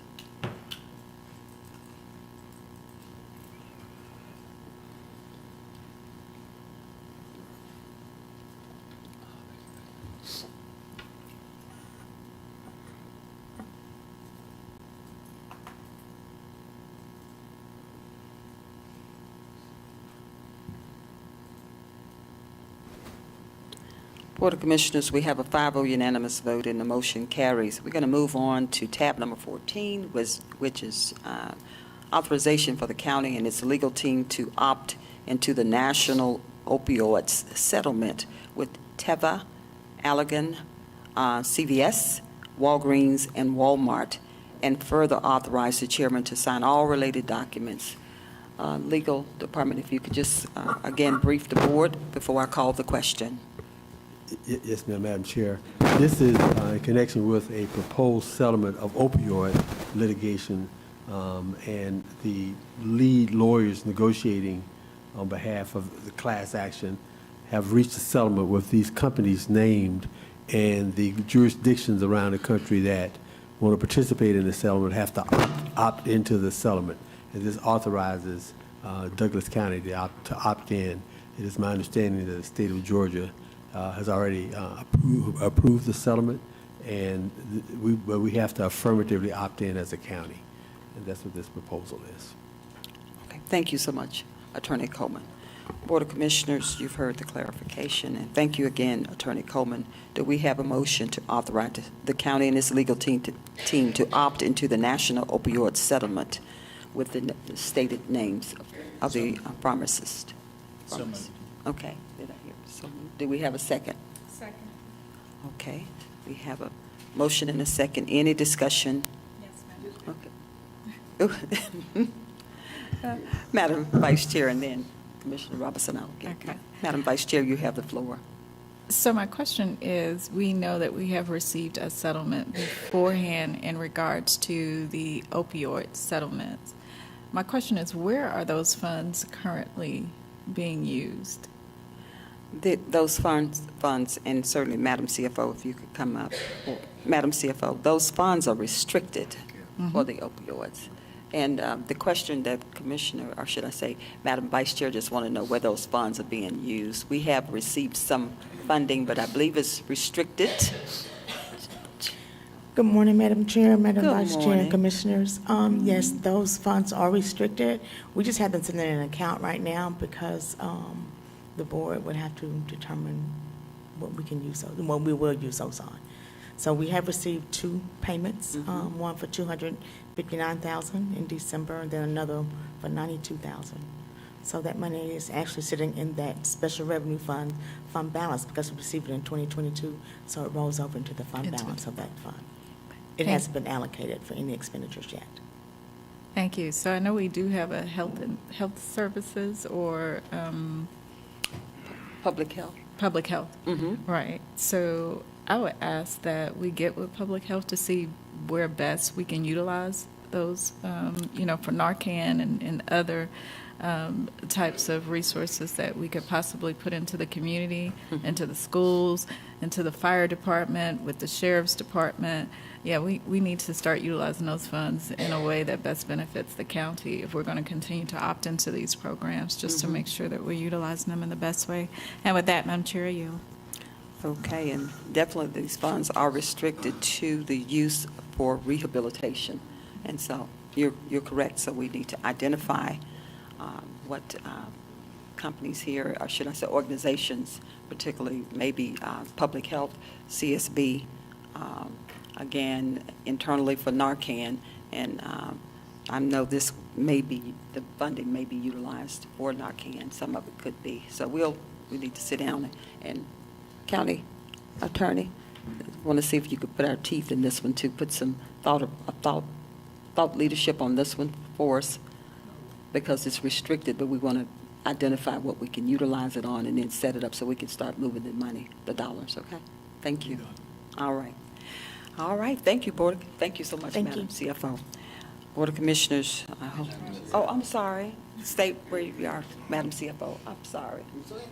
Ooh. You got the floor. Commissioner. No Robinson, you have problem. the floor. Yeah, and I'm less, ditto to Madam Vice Chair's point about, use of money. Again, one more time, we get these things, and they just sit out there in time. There's too many instances over time, from 2002 SPOS and stuff, we have these pockets of money. And that I'm like, where are we pulling this stuff from? Quarters and stuff from all over, but it's aggregated over a whole generation. That's the stunning part. But, all right, my question was more about the terms of this deal, which is we're opting in. And I guess my question, County Attorney, were you responsible for the record? Were you responsible, your firm responsible for this? Like, are we getting our best, do we get the best path forward on this? To opt in or to do it ourselves? Can you speak to the reason why we went to this path? Well, Commissioner Robinson, as you know, this matter was handled by special counsel, Mr. Bernard, but I think the decision.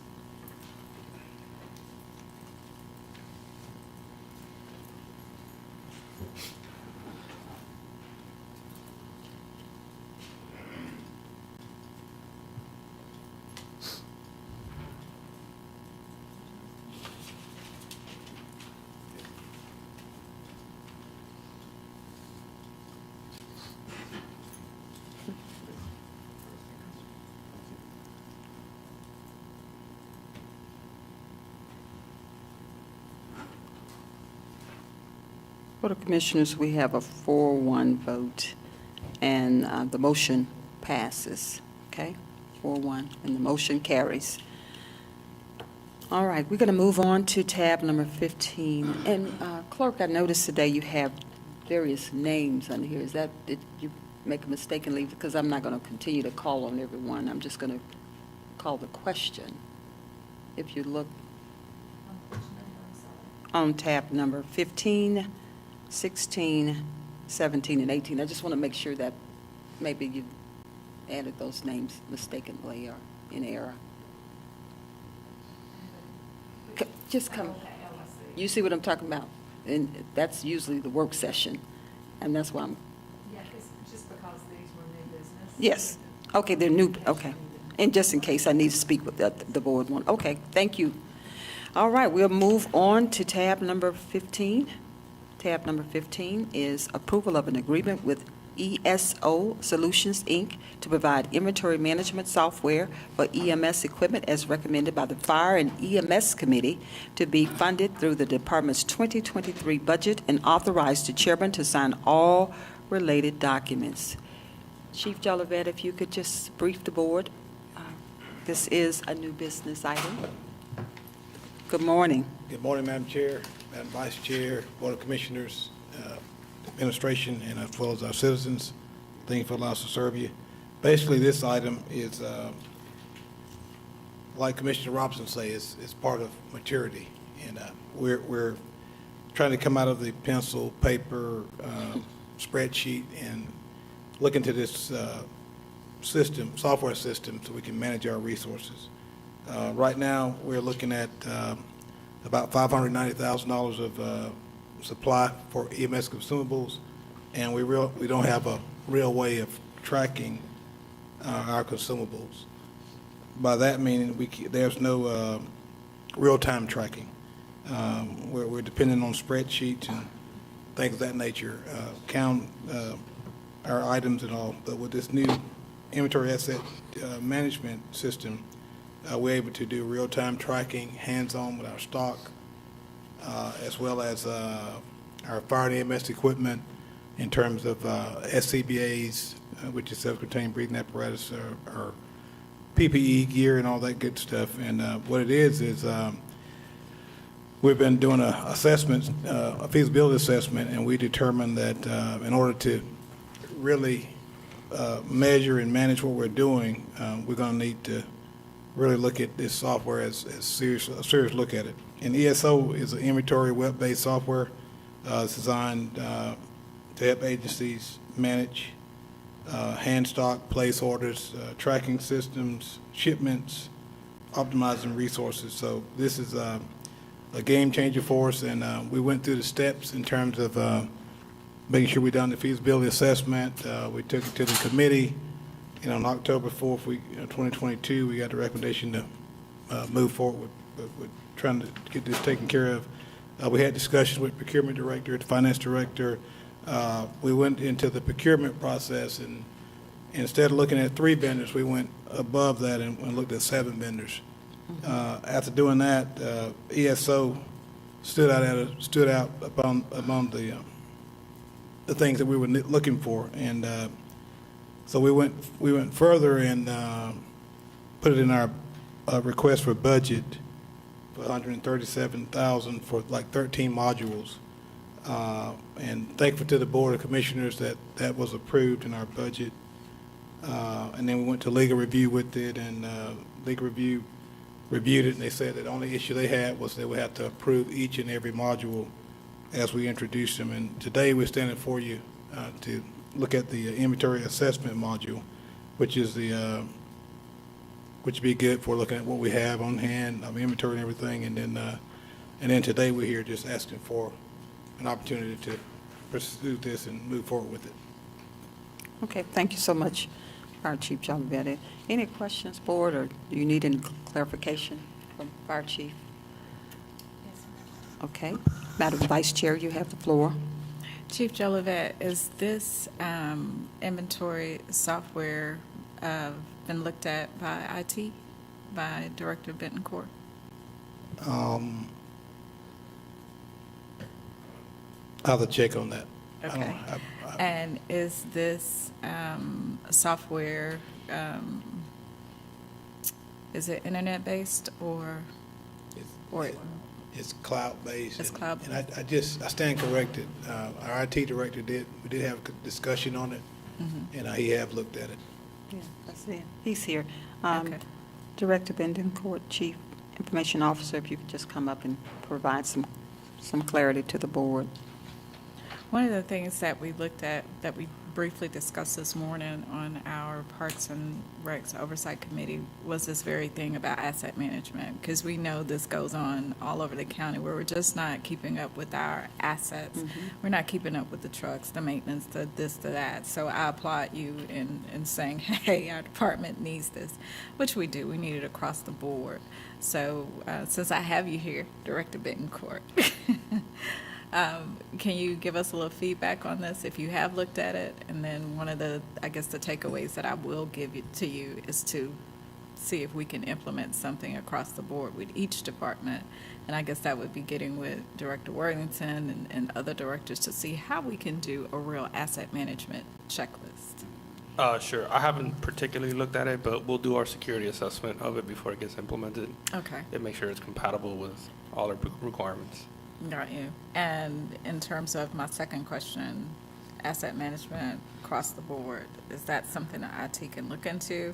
I know that would be long-term, right? But it's something we really do need to manage because when, our only job really is to legislate and appropriate, right? So if we're trying to really appropriate and get things, leveled out in the budget, we need an asset management checklist. Yeah, so I think each department has their own version that they're using of asset management. I know we use our own. We also have the capability of doing it with New World as well. I know we're doing that with the print shop. We created a special module for them so they can monitor their assets. But we could definitely look at a county-wide system as well. Yeah. I'd be interested in getting your feedback on that, in a couple of months or so as you all take a dive Absolutely. into that. Thank you so much. And with that, Madam Chair, I yield. Okay, thank you so much. Okay, good. Madam Vice Chair. Okay, you have the floor, Commissioner Robinson. Mm-hmm. No, this is good conversation. It's always about the data. You got these disparate systems. It's okay. It grew this way. This is more about going forward. And like we want a single view of money, a single view of projects, we want a single view of data. It's always singular, guys. And this just sort of just reiterating, right? So you could never give me, right now what I'm hearing is that we could never get a single view of all of our assets without a lot of jerry-rigging. Question is, can Edward Dean down in GIS, with his capacity, please get him a new computer, but his capacity to be able to go across all these systems, we always have to do these customized, can we get what we need through him, or do we need these systems? Talk to me. We could definitely get Ed involved because he deals a lot with the data in the county. But we would evaluate something that each department have a specific need to track their assets. So we need to actually get everybody involved. Yep. And see what fits with all the Cross-functional. Yeah. No doubt about it. It's like an ERP, and I think that is on our capital improvement project list. That should have always been out there, just like with New World. Basically, it's the replacement for New World. Like, is New World meeting our needs? That came online, and I came on board, Lisa, back in 2009. We just introduced it, right? So are we getting what we need to get out of it? I know that's a lot of work to convert, guys, a big system like that. But the point is duly noted. You'll continue, if you don't replace that, you're going to continue to have to do these one-offs. Now you got both coexisting at the same time. And you still got to go to a third party, Edward downstairs, to give you data. All right, made my point. I yield. Thank you, Chief, you're good. Thank you, very good. Madam Chair, I yield. Okay, any other questions, board? And thank you, Commissioner Alvarez. I know you are now the chair of Fire and EMS, and you promised me that you said we would not, and I'm your vice chair, wouldn't leave a stone unturned in that area with regard to technology and sophistication of technology. Commissioner Robinson, you and I had a conversation about a week ago regarding comprehensive asset management, and that's something that we really need. I can certainly tout First Day Ready to address ground zero, in which I said the organization was ground zero. We have come a long way, but we still have some areas that need to be met and addressed. This comprehensive plan will look at our assets, life expectancy of our assets, depreciation, all those things need to be one single view.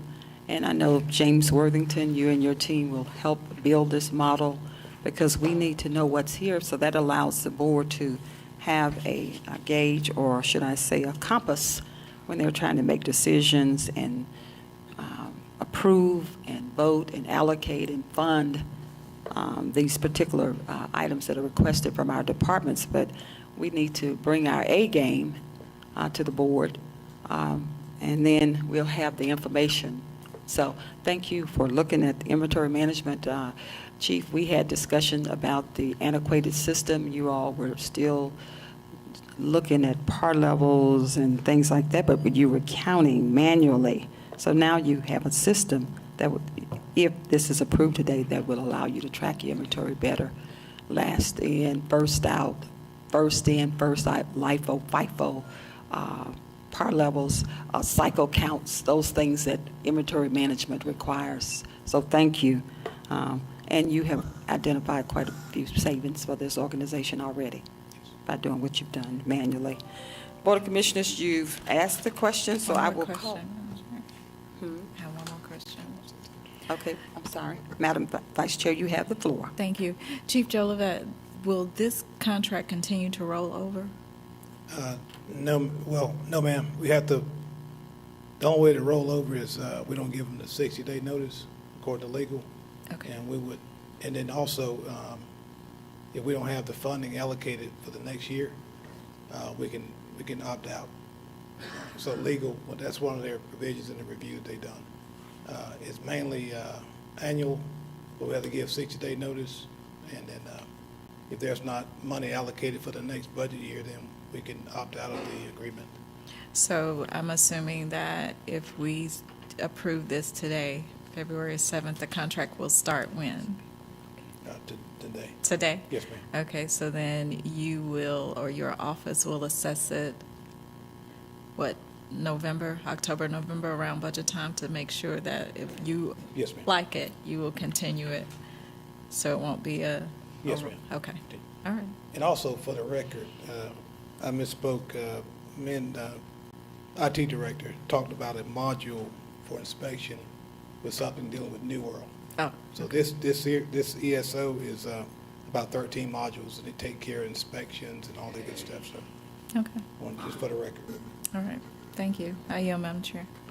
Okay, thank you so much, Madam Vice Chair. And this asset management, this comprehensive asset management program definitely would require the participation and involvement of our finance team, because they would be the ones that are crunching. We're giving this to C.W. Mathis. Did I hear that right? Awarding this contract? This is local, correct? Yes, sir. Going down. Get the technical. Please. Thank you so much, Director Coward, Director of Public Works. Yeah, tell us a little bit more on this, please. C.W. Matthews is the leading contractor in this area, and with this, there's not much to tell, sir. They are one of the largest contractors in this area, and they're the only ones that bid for this particular one. So it was just one choice with it. There's nothing wrong with them as far as their work, and we're using them currently under a different, I think we have asphalt with them, or we have concrete with them. So they kind of just switched up as far as who's going to do what material. But they're all working for us now, and they're doing a good job. Yeah, no challenge again. The board passed it. There was no problem. I just wanted to clarify. So the use of this asphalt or whatever these materials are there for your day-to-day work, or is it tied to some other projects? Like, is it for your maintenance, or is it part of our SPOS projects, or what? Yes, sir. It's for anything we use, anything that the departments use during this year. So this is a unit price bid. Yep. And we will go to them for all concrete, public works, so DOT maintenance, potholes, asphalt, and then gravel as well. They're not all going to C.W. Matthews, but the next three bids, it's materials. So Parks and Rec will use some, DOT will use some, landfill will use some, and even fleet as far as like patching some of the parking lot. Yep. Deal. So that's how whatever we need to use it for during the year, that's who we're going to use it at a set price. At a set price, and again, I get it, but it doesn't matter what project, whether it's Parks and Rec. This is for countywide. Countywide, a subdivision, a road paved, anything like that, right? Gravel. As long as we're not contracting it out to resurfacing it out, that's a separate contract. I see. We use it for that. But This you're is not using internal. internal anymore, though. Are you still doing subdivision resurfacing one-offs? We are, yes, we're still on that. We're still using it. We're at 85% on Yeah. that. No problem. I'm just, again, I'm looking at, okay, we've created the spend into a SPOS that hasn't even been gone yet. We're into 2023. I just want to make a point about the order in which we put things forth. I get it. Put it out there. We need to do this, but I'm looking at the process flow. And I have to process this stuff like, okay, I'm looking at how it's going down, which is fine. But like, okay, well, what was the priority here? Like, we already got sub-teams in place to spend money, but who's going to coordinate everything? You're good. Not a problem. That's why I let the vote go. It wasn't about that.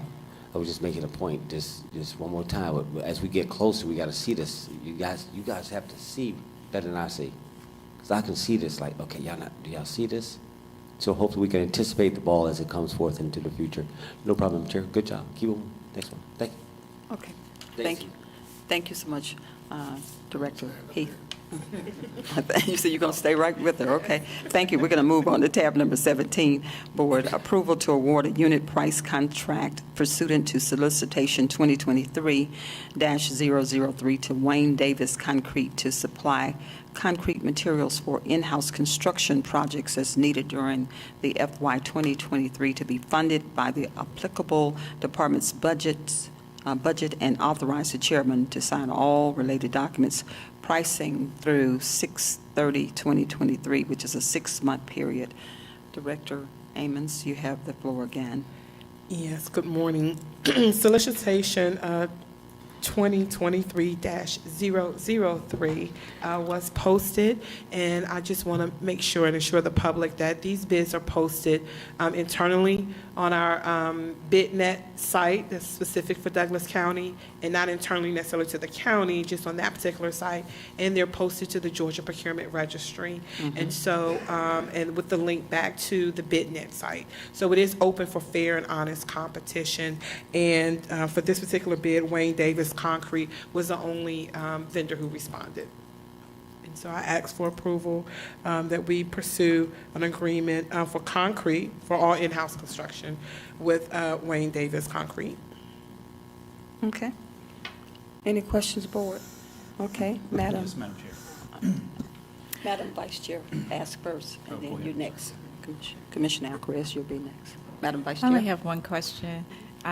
Is it only for 6 months because that's what is in the budget, or is that only what we could get the vendor to commit to? Vendor, yes, ma'am. So as the prices have gone up and down, pretty, roller coaster last year, so nobody wants to extend out to a year because of what the inflation may do and what they're locked into. So 6 months is what we got. Is all we could get? Yes, ma'am.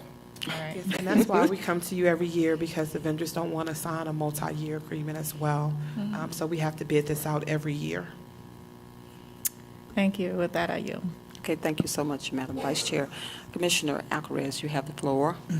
Well, I was piggyback off of what Commissioner Carthen said, and that was one of my questions because I know that there's multiple concrete companies in this area. I'm very surprised that no one else besides Wayne Davis, because I know Wayne Davis is not the least expensive. I mean, I've dealt with them, so I know their pricing, but yes, I understand that their prices fluctuate frequently, almost sometimes every month. So that was also the question I had is, was it, they were just wanting to stick to a 6-month contract and instead of a 1 year.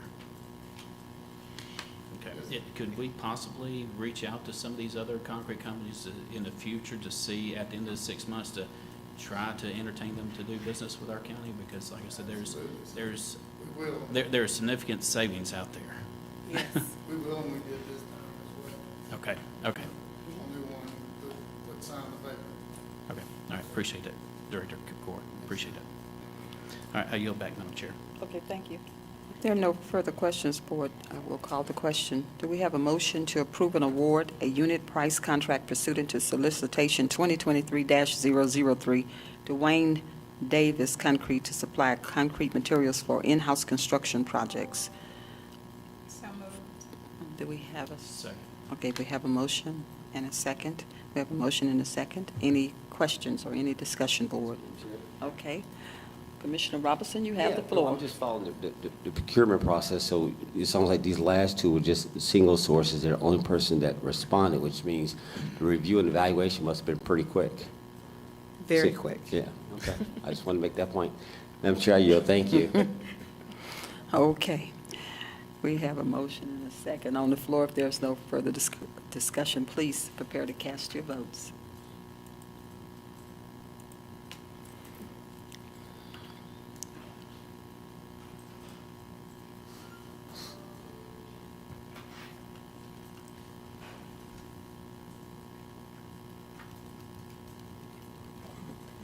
Chairman, motion carries 5-0. Okay. Board, we have a 5-0 unanimous vote, and the motion carries. So we'll move on to tab number 18. Approval to award a unit price contract pursuant to solicitation 2023-001 to Vulcan Materials Company to supply gravel materials for in-house construction projects as needed during the FY 2023 to be funded by the applicable department's budget and authorize the chairman to sign all related documents. Director Amons, you have this one as well. Yes, Madam Chair, and as stated earlier, the bids were posted on BidNet, they were posted on Georgia Procurement Registry, and we also placed an ad in the Centennial for all the bids as well. And Vulcan was the only company that responded to the solicitation. Okay. Any questions, Board? Okay. Okay. Commissioner Robinson, you Yeah, have the floor. again, this goes back to our broader ERP conversation. Everybody who has a business license, do you have their email? Do we push stuff out? Always challenge, like, everybody does not look at the Sentinel. Everybody does not go out on these portals with there's 1,000 per each one of us to look for stuff. You know, I'm to Commissioner Alcaraz's point, like, okay, but there's other people out here, and I get they may or may not respond. You still got to put it out there. And are we? Do we have assurance that every time we put something out there, everybody who has a business license should be notified? Commissioner Robinson, it isn't everyone that has a business license. So what the Georgia Procurement Registry and the BidNet system does is you have those vendors, number one, who have registered. They registered according to their NIGP number. And so when I do post a bid, I select a plethora of NIGP codes, so an email is sent to them directly. But for those businesses who may not have been registered through either BidNet or the Georgia Procurement Registry, that's why it is posted in the newspaper to try to capture that particular group. You're right, everyone doesn't read the paper, but then I don't have the bandwidth to source all of the construction companies and find email addresses. Then we're mailing, and then we're moving away from having a system that's prudent to the times as far as, just registering, because in order to accept the bids have to come in electronically for pure transparency. Mm-hmm. But I will say this, I did send out letters because I think late last year I didn't receive enough solicitations for one. So I did take the time to stop and send out a letter. And the letter also addressed that we did move to an online bidding platform, and to please register so everyone can be notified of those bids. And it's also on the county website under the purchasing department that we have moved. And so we're encouraging that to stick with our motto of just fairness, transparency, and compliance. So no, not a personal invitation letter every time, just because of the number of bids that we do submit every year and the needs. We just don't have the bandwidth we don't know who's out there all the time that's willing to do business. It's not easy to identify by their business name, or their business names don't lend to the type of business. So we go by what category they registered for, and then the bids are targeted to those individuals. No, I appreciate the answer, and again, we get the bandwidth. I mean, we gave you money and people, I know you're working on that. It's more about the process, take it away from yourself. Look at the process, guys. We still got people out there to listen, like, okay, but just like we talk about buses and everything else earlier, like, but are we reaching who we need to reach? And you get the same old people, because they're in the inner circle. They know where to go look. They just feeding. My job is to be on the commercial and the residential. I represent their interests. So I'm reconciling your process with those guys. Like, okay, but what about those guys? What about those girls? And so it's more just that. So as I listen, as when I come forth to put some condition forth, I'm like, okay, well, my position is y'all need to focus on perhaps business lights like I did HOA. It's like, no, focus on that. That's important. We need that intelligence. You figure out a way to do it. I'm not putting anything forth in this. I'm just making a point to be consistent so that everybody learns from all the experiences that, okay, look at the consistency. I'm not saying you got to go do it now, but it's just something like, to Commissioner Alcaraz's point, like, okay, but I know, it's like Madam Vice Chair said, well, there's other people out here, to your exact words. We can't find them. I don't know who they are. They like, and she always says, but they're here. Talent, people put on boards, people who can get hired. Well, okay, well, let's go find them. Let's go find our citizens who just don't know. I know we're busy, but we also know we have to fund your capacity. So we don't run from the hard decision. The point is, it's whatever we believe is the will of the board, that's what's important. So anyway, thank you. You're good. Madam Chair, you'll. Thank you so much, Commissioner Robinson. Any other dialogue, board? Okay. If not, I'll call the question. Board of Commissioners, do we have I called the question? Madam Vice Chair. Okay, I want to make sure, because sometimes it go on for a minute. I just, Board of Commissioners, do we have a motion to award a unit price contract pursuant to solicitation 2023-001 to Vulcan Materials Company to supply gravel materials for in-house construction projects as needed in fiscal year 2023? Do we have a motion? Do we have a second? Second.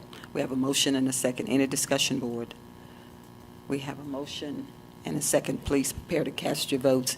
And please, citizens of this great, it's up. The system is working again. All right. Our votes are made available to the citizens so they can see. Thank you, Lisa.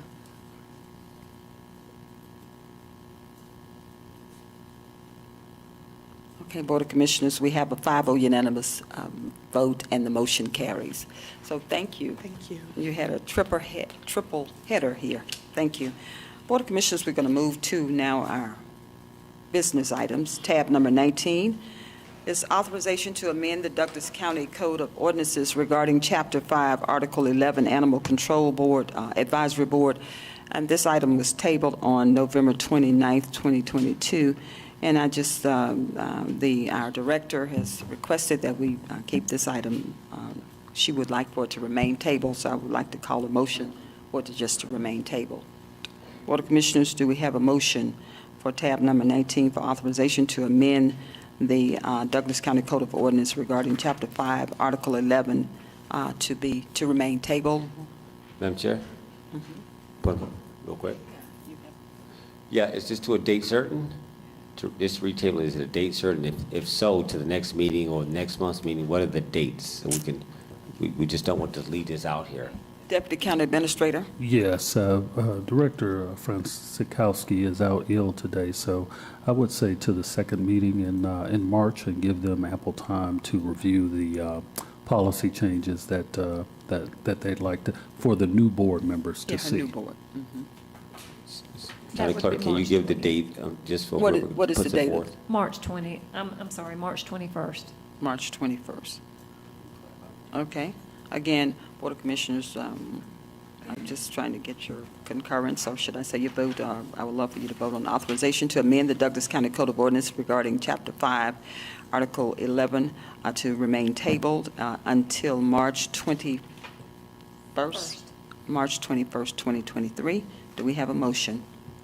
Motion to retable to March 21st, 2023. Okay.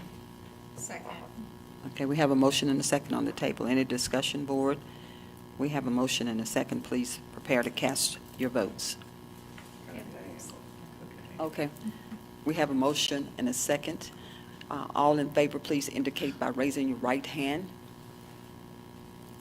We have a 5-0 unanimous vote and the motion carries. Thank you so much, Commissioner Mitchell, for reminding me. I was so excited about this technology this morning. We're going to move on, Board of Commissioners, to our consent agenda. Our deputy clerk is not here today, Solane. I know you're working double time on your end, clerk, so I will read it. I do have some water. So, Madam Chair, point of order. I'd like to pull one off of voting by itself. okay. All right, it's the number, county clerk, help us with it. This is the one dealing with the sheriff and the authorization thinking for, is Michelle Michael Blake or Baker, or what number is that, please? I'm sorry, which item? What is? The sheriff giving authorization, they asked for the sheriff's office to be given authorization. Is it for the DOJ? Department of Justice, 175? The equitable sharing agreement? Correct. Right, number 27. Oh, 27. Yeah, I'd like to pull number 27 out separately, Madam Chair, to be voted for after the consent or before, however you so choose, please. Okay, we'll vote on it after the consent. Okay, thank you so much, Commissioner Robinson, for bringing that to my attention. Okay. Yeah, okay. Board of Commissioners, do we have a motion to amend the consent agenda in tab number 27 and move it as a business item? I'll just move it to a business item. Do we have a motion? Tab number 27, which is authorization to approve the 2023 Equitable Sharing Agreement. Do we have a motion? So moved. Do we have a second? Second. We have a motion and a second. Any discussion? We have a motion and a second. All, please, if you're, indicate by raising your right hand if you approve. We have a 5-0 unanimous vote and the motion carries. This is now considered a business item, which is tab number 27. I will move directly into the consent agenda. Board of Commissioners, I want to remind you that all items are subject to final legal review. I'll start with tab number 20. Tab number 20 is authorization for the Solicitor's Office to accept federal fiscal year 2023 vocal continuation base and comp advocate funding in the amount of $117,832, which is a 20% match funding funds waived from the Criminal Justice Coordinating Council, CJCC, submitted by the Prosecuting Attorneys Council of Georgia, PAC, for the period of October 1st, 2022 through September 30th, 2023. Amend the budget and authorize the chairman to sign all related documents pending final legal review. Tab number 21, ratification of the chairman's signature to accept a subgrant for Superior Felony Drug Court in the amount of $32,851 to be used for emergency shelter for accountability court participants for the first time period of October 1st, 2022 through December 31st, 2022. With no match required, and amend the budget if necessary, and authorize the chairman to sign all related documents pending final legal review. Tab number 22, authorization for the Sheriff's Office to apply for the Governor's Office of Safety Grant in the amount of $375,000 with no match required to be used towards upgrading and/or purchasing new equipment for our skills-based driving simulation care, combined accident reduction efforts, teen driving program, as well as a new component to the programs for older drivers to enhance their driving skills, and authorize the chairman to sign all related documents pending final legal review. Tab number 23, authorization to accept grant funds in the amount of $175,000 with no match required, awarded by the Department of Justice, DOJ, Public Safety Partnership and Community Policing grant. Amend the Douglas County Sheriff's Office budget $87,500 in 2023 and $87,500 in 2024, and authorize the chairman to sign all related documents pending final legal review.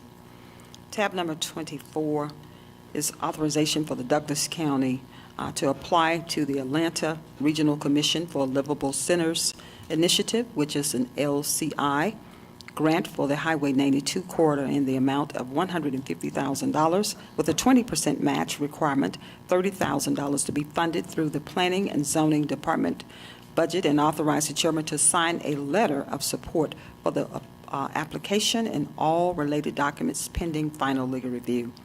Tab number 25, board approval of a contract with MWL Architects in the amount of $63,978 for feasibility and design consultation for the coroner's facility to be funded from the proceeds in the general fund from the prior sale of the previous location that will be reimbursed by bond proceeds from the 2022 SPLOST, and authorize the chairman to sign all related documents pending final legal review. Tab number 26 is resolution for approval of Project Forward's participation on the Douglas County Tax Incentive Plan and form of the memorandum of agreement regarding taxation for real and personal property leasehold interest, and authorize the chairman to sign all related documents pending final legal review. We're going to move to tab 28, which is approval of various independent contractor agreements for treatment providers for juvenile programs to be funded through the department's 2023 budget, and authorize the chairman to sign all related documents pending final legal review. Tab number 29, authorization to approve Atlantic Coast Consulting Task Order number 1, 2023-1, groundwater monitoring and reporting services for June event in the amount of $23,400. Task Order 2023-2, remaining capacity report in the amount of $6,580. Task Order 2023-3, groundwater monitoring and reporting services for December event in the amount of $21,100, and Task Order 2023-4, annual stormwater reports in the annual amount of $2,550, and authorize the chairman to sign all related documents pending final legal review. Tab number 30, approval of the 2023 ARPA technology projects as recommended by the Technology Committee.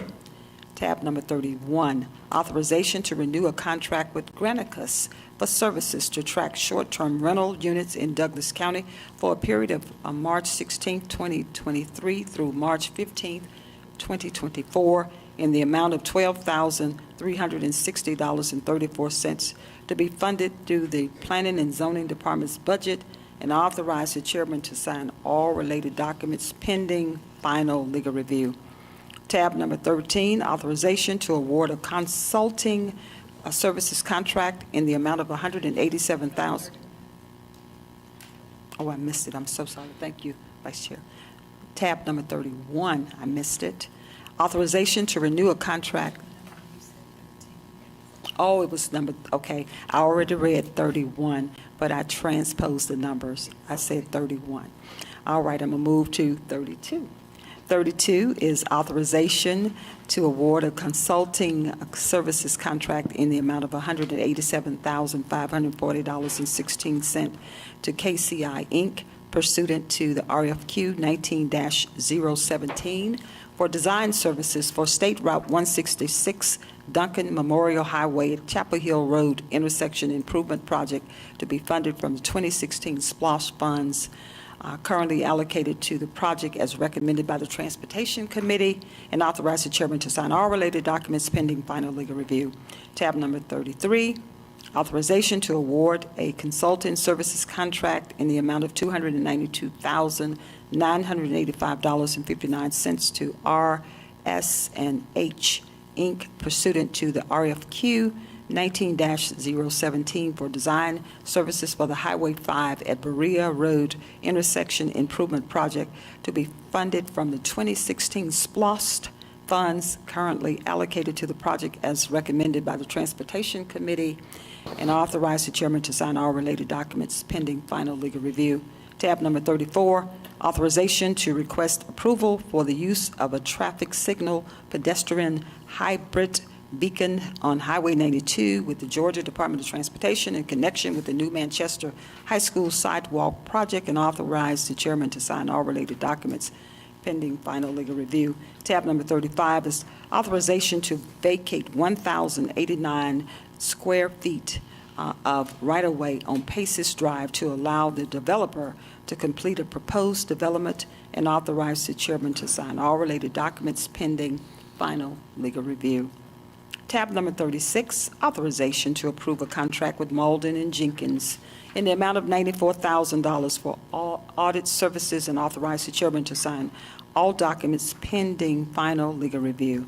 Tab number 37, authorization of a change order in the amount of $228,643.88 for the DDS site to cover cost associated with unsuitable soils on the site, to be funded through the general funds, and authorize the chairman to sign all related documents pending final legal review. Tab number 38, approval of an interdepartmental agreement between Douglas County Fire and Emergency Services, DCFD, and Douglas County Community Service Board, CSB, to provide care coordination to persons within Douglas County experiencing a behavioral health emergency, to provide emotional support to families or bystanders on the scene during an emergency, and to provide emotional support and critical incident debriefing as needed for responders pending final legal review. Tab number 39, approval of a memorandum agreement between the Douglas County Fire Department and the City of Forest Park to provide related instruction and practice as a part of the emergency medical training programs designed to benefit the students from the Forest Park Fire and Emergency Services Department, pending final legal review.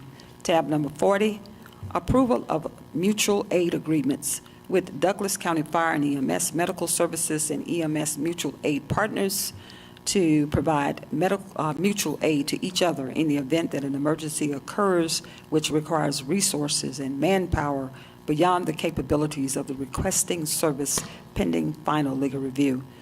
Tab number 41, authorization to hire a grant writer and pay $2,000 grant preparation fee to assist in acquiring an assistance to firefighters grant, AFG, to meet our Station 9 staffing needs in acquiring 45 sets of firefighter turnout gear at $4,000 each, totaling $180,000, with a 10% match totaling $18,000, and authorize the chairman to sign all related documents pending final legal review.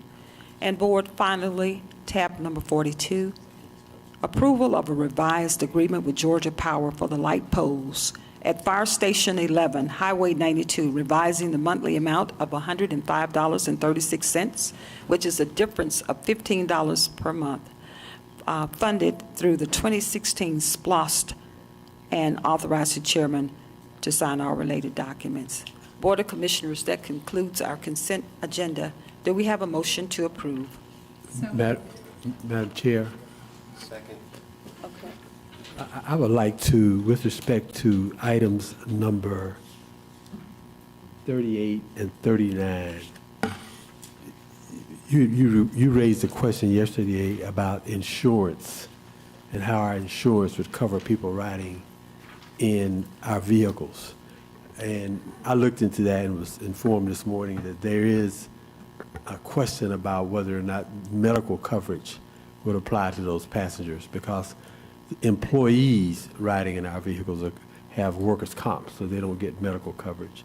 And passengers, I don't believe will get medical coverage either, but I spoke to Chief Jolivet and asked if he thought it would be a problem for us to pull this for these two papers for a couple of weeks to look at the implications of that insurance. So I wanted to see if the board would be amenable to allowing us a couple more weeks to look at that, holding it to the next meeting. Okay.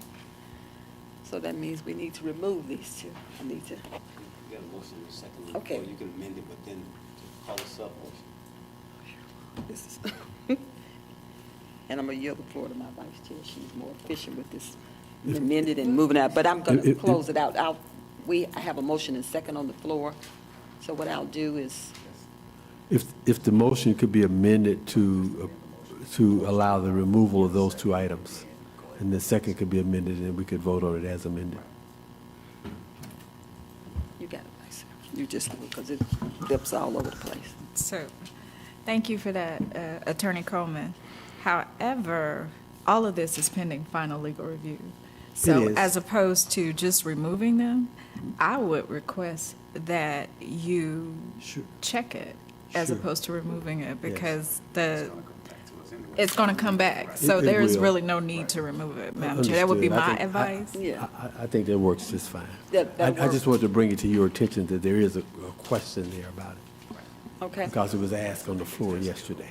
It'll come back anyway. Right. Thank you. So it's Yes, fine. okay. Thank you. Good point. Thank you so much, Attorney Coleman, for reiterating my question yesterday, and thank you for working with Chief to make sure that we button this up real good, and we want to dot every I and cross every T. So thank you. Thank you, ma'am. All right, so we have a motion and a second on the floor board for this consent agenda. We have a motion and a second. Any discussion on any item? If there's no discussion, please prepare to cast your vote. Oh, we do? Okay. Oh, all right. Commissioner Mitchell, you said, No, we have to do it by. oh, okay, do it by hand, okay. We have a motion and a second on the floor, Board of Commissioners. We have a motion and a second. All in favor, please indicate by raising your right hand to approve. We have a 5-0 unanimous vote, and the motion carries. Any opposition? None. So that we have a 5-0 unanimous vote, and the motion carries to approve the consent agenda. Then, Board of Commissioners, we need to circle back. We had an item that we've added. Let me get back to my notes here. I believe it was tab number 27. It's a business item, and we will vote manually on that item as well. Board of Commissioners, do we have a motion to authorize to approve the 2023 Equitable Sharing Agreement and Certification for the Douglas County Sheriff's Office, and authorize the chairman to sign all related documents pending final legal review? Do we have a motion? Do we have a second? Do we have a second?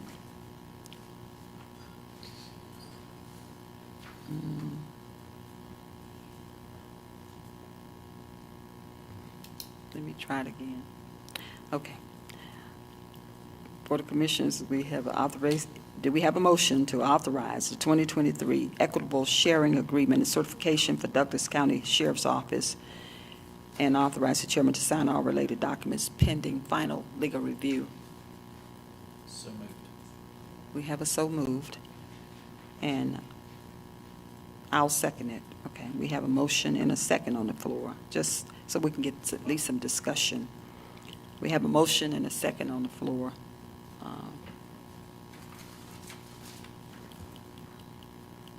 We have a motion and a second. Do we have any discussion, board? Madam Chair. Okay, that's what I wanted to get to, discussion. Okay, there you go. All right. Thank You Madam have the Chair. floor. Yes, Commissioner ma'am. Robinson. Thank you. I want to clarify, this is, Madam Clerk, help me now. This was the topic, that we changed the agenda item. Yesterday, there was a name mentioned that there was supposed to be delegation of this. Can somebody clarify what happened between yesterday and today? It was a Baker name. What was the name? Sorry, can you repeat that for me, please? Yeah, what was the Baker, the person that we're supposed to be delegating this authority to? The chair, I believe. It's a different name. I think they wanted to delegate it to Kellen Barnes to Okay, begin go. with. Just make sure we get this right, but why would we delegate to, we won't delegate it to the chair because she's not the sheriff. And she ain't responsible for the forfeiture account. What I'm trying to get at is, what happened to that? Does this imply that y'all changed it? Because yesterday you mentioned a name, now the name is missing. I don't like okey dokes. So let's just clarify that I know what I'm doing, which is, this is the sheriff, like a tax commissioner, a probate judge, a superior court clerk. They have constitutional responsibility. And based on yesterday's conversation, it was expressed that the intent was for us to, no problem with your forfeiture account, no problem with how you equitably share, no problem. But why am I delegating within your organization? If I could speak to that, Madam Yeah, Chair. Yeah, let me Attorney just make my Coleman. point for the record, but I'm sorry. nobody brought it out. I apologize. So why would we do that? Again, I get it's the board. You're asking the board. Well, you're sheriff. Delegate it however you want to. But why do we have to be complicit in that? I'm just like, why are you? I had a fundamental like, whoa, all these years, this is, what now? You own that forfeiture account. It is the uniqueness and the privilege to control that fund. His name is on the checking account. Just like the probate judge, just like the tax commissioner. I'm going back to what my auditor said. Now, if there's some type of separation of duties and stuff, I'd like to hear that story. But I'm still uncomfortable with what I said. It wasn't a good enough, what wasn't enough facts for me to consider. Now, why are we doing it that way? Mr. Sheriff, keep it moving. You can't, on one hand, declare constitutionality, and then on the other hand, like, okay, well, we want you to help move this. All right, I just want to make my point. To clarify what we're about to do, as Commissioner Mitchell said, what are we doing here? All right, so, County Attorney, Madam Chair, I yield back to my question. He's going to expand on this.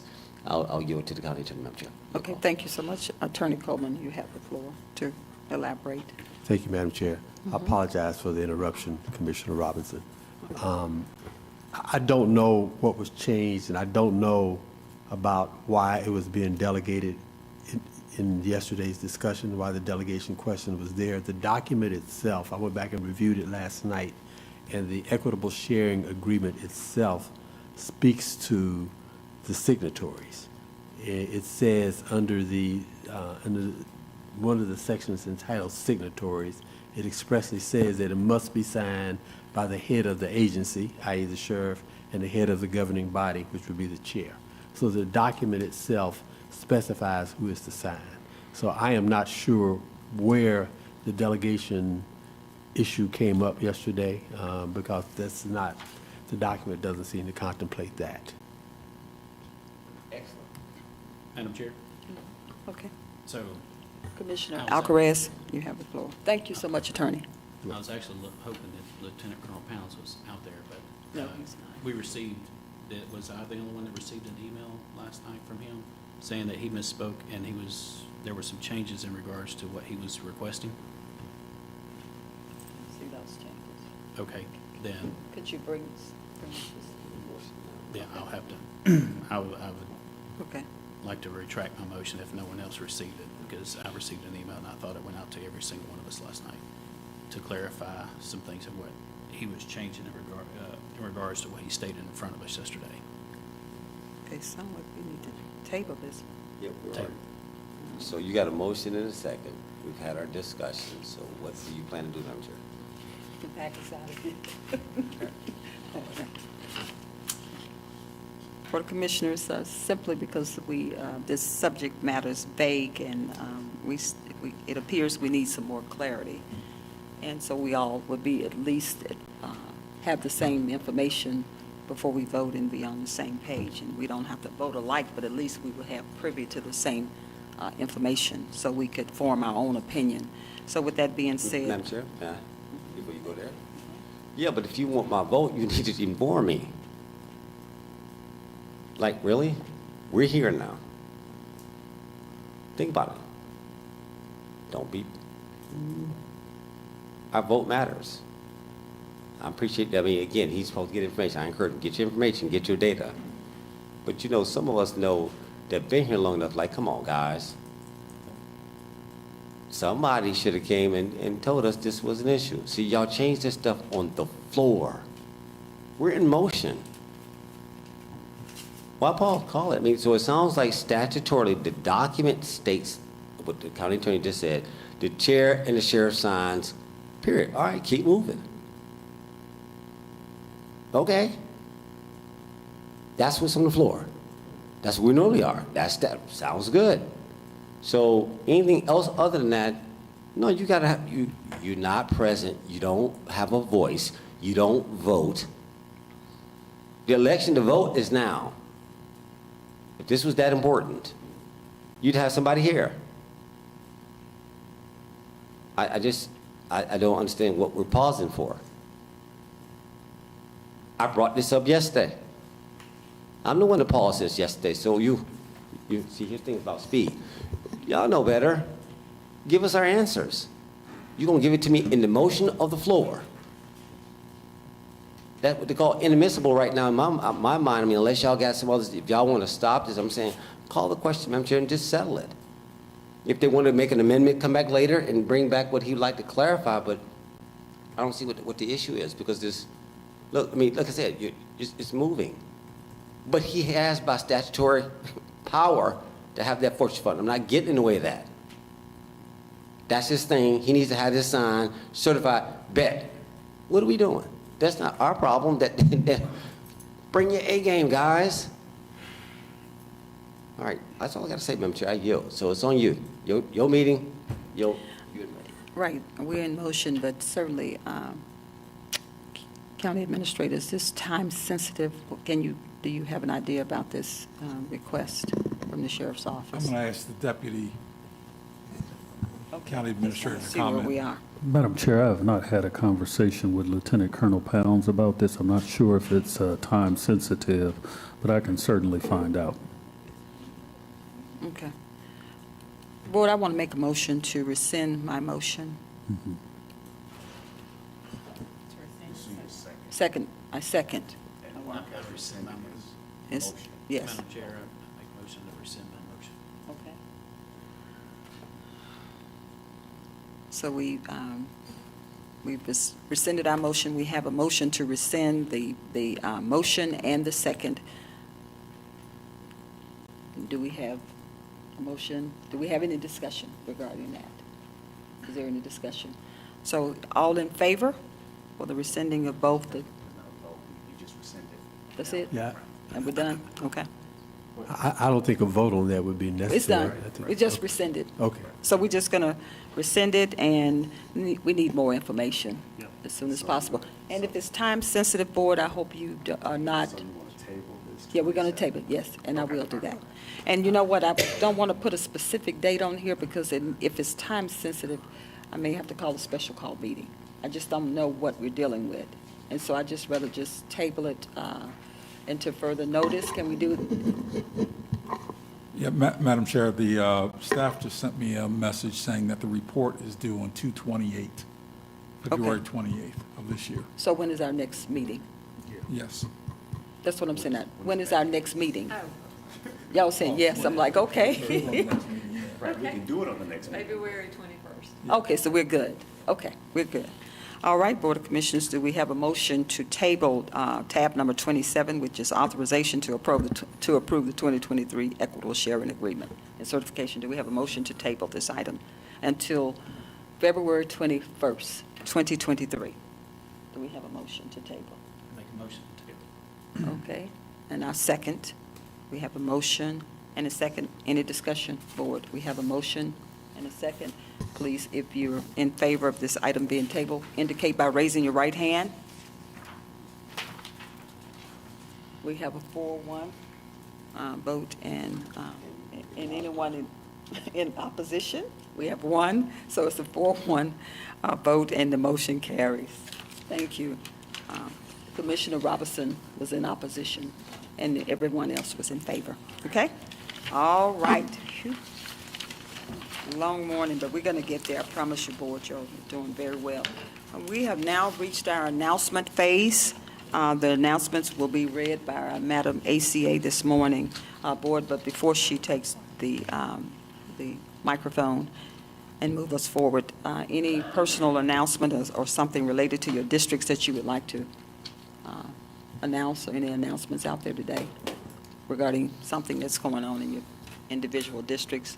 If there are no announcements, I will yield the floor to Tiffany Stewart-Stanley, who is our Assistant County Administrator. You have the floor. Madam Chair. We're actually going to have Ms. Cottle. Oh, she's coming, She has okay. some additional announcements. Oh, okay. All right, no problem.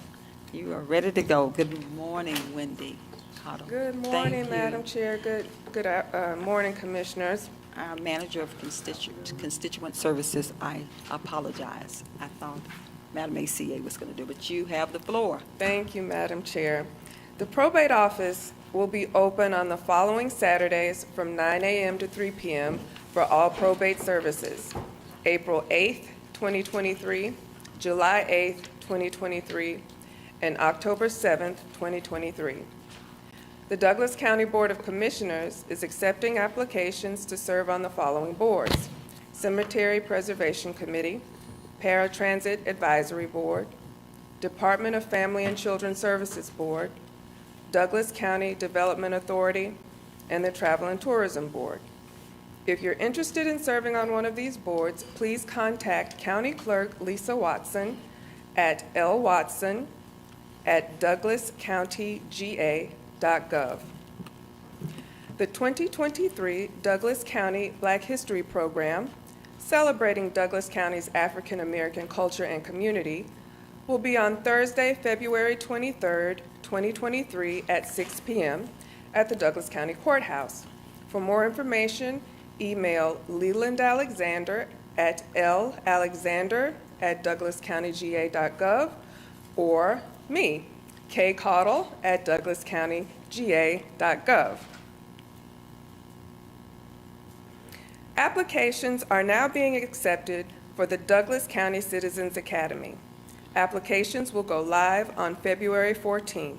For more information, please contact Imaji Stewart at lstewart@douglascountyga.gov. The Douglas County Parks and Recreation presents its 2023 Conceptual Plan Meetings. The public is invited to drop in at your convenience to meet with members of the design team and share your thoughts on the community's needs for these two parks. Winston Park. This meeting will be held at the Old Douglas County Museum of Art and History at 12431 Veterans Memorial Highway on February 22nd from 6 p.m. to 8 p.m. Again, if you're interested in attending the Winston Park Conceptual Plan Meeting, it will be on February 22nd from 6 p.m. to 8 p.m. at the Old Courthouse, the Douglas County Museum of Art and History, 12431 Veterans Memorial Highway. If you are interested in attending the conceptual plan meeting for Deer Lick Park, that meeting will be held on February 23rd from 6 p.m. to 8 p.m. at Deer Lick Park, 2105 Mack Road. Again, the Deer Lick Park conceptual plan meeting will be held February 23rd from 6 p.m. to 8 p.m. at Deer Lick Park, 2105 Mack Road. Madam Chair, that concludes the announcements, and I yield. Thank you so much, Wendy Cottle. Thank you for providing us an update and all the announcements here for the Board of Commissioners to provide to our citizens of Douglas County. Any other announcements, Board? All right. Well, thank you again, Board of Commissioners, for your time and your talent today. This has been a very productive meeting, voting meeting, and certainly if there's nothing else to come before this body, we are in recess. Yes. We are in recess, and we will resume our meeting at 6 p.m. We have the joint P&Z and BOC meeting. Whew. I almost see it. I have to go.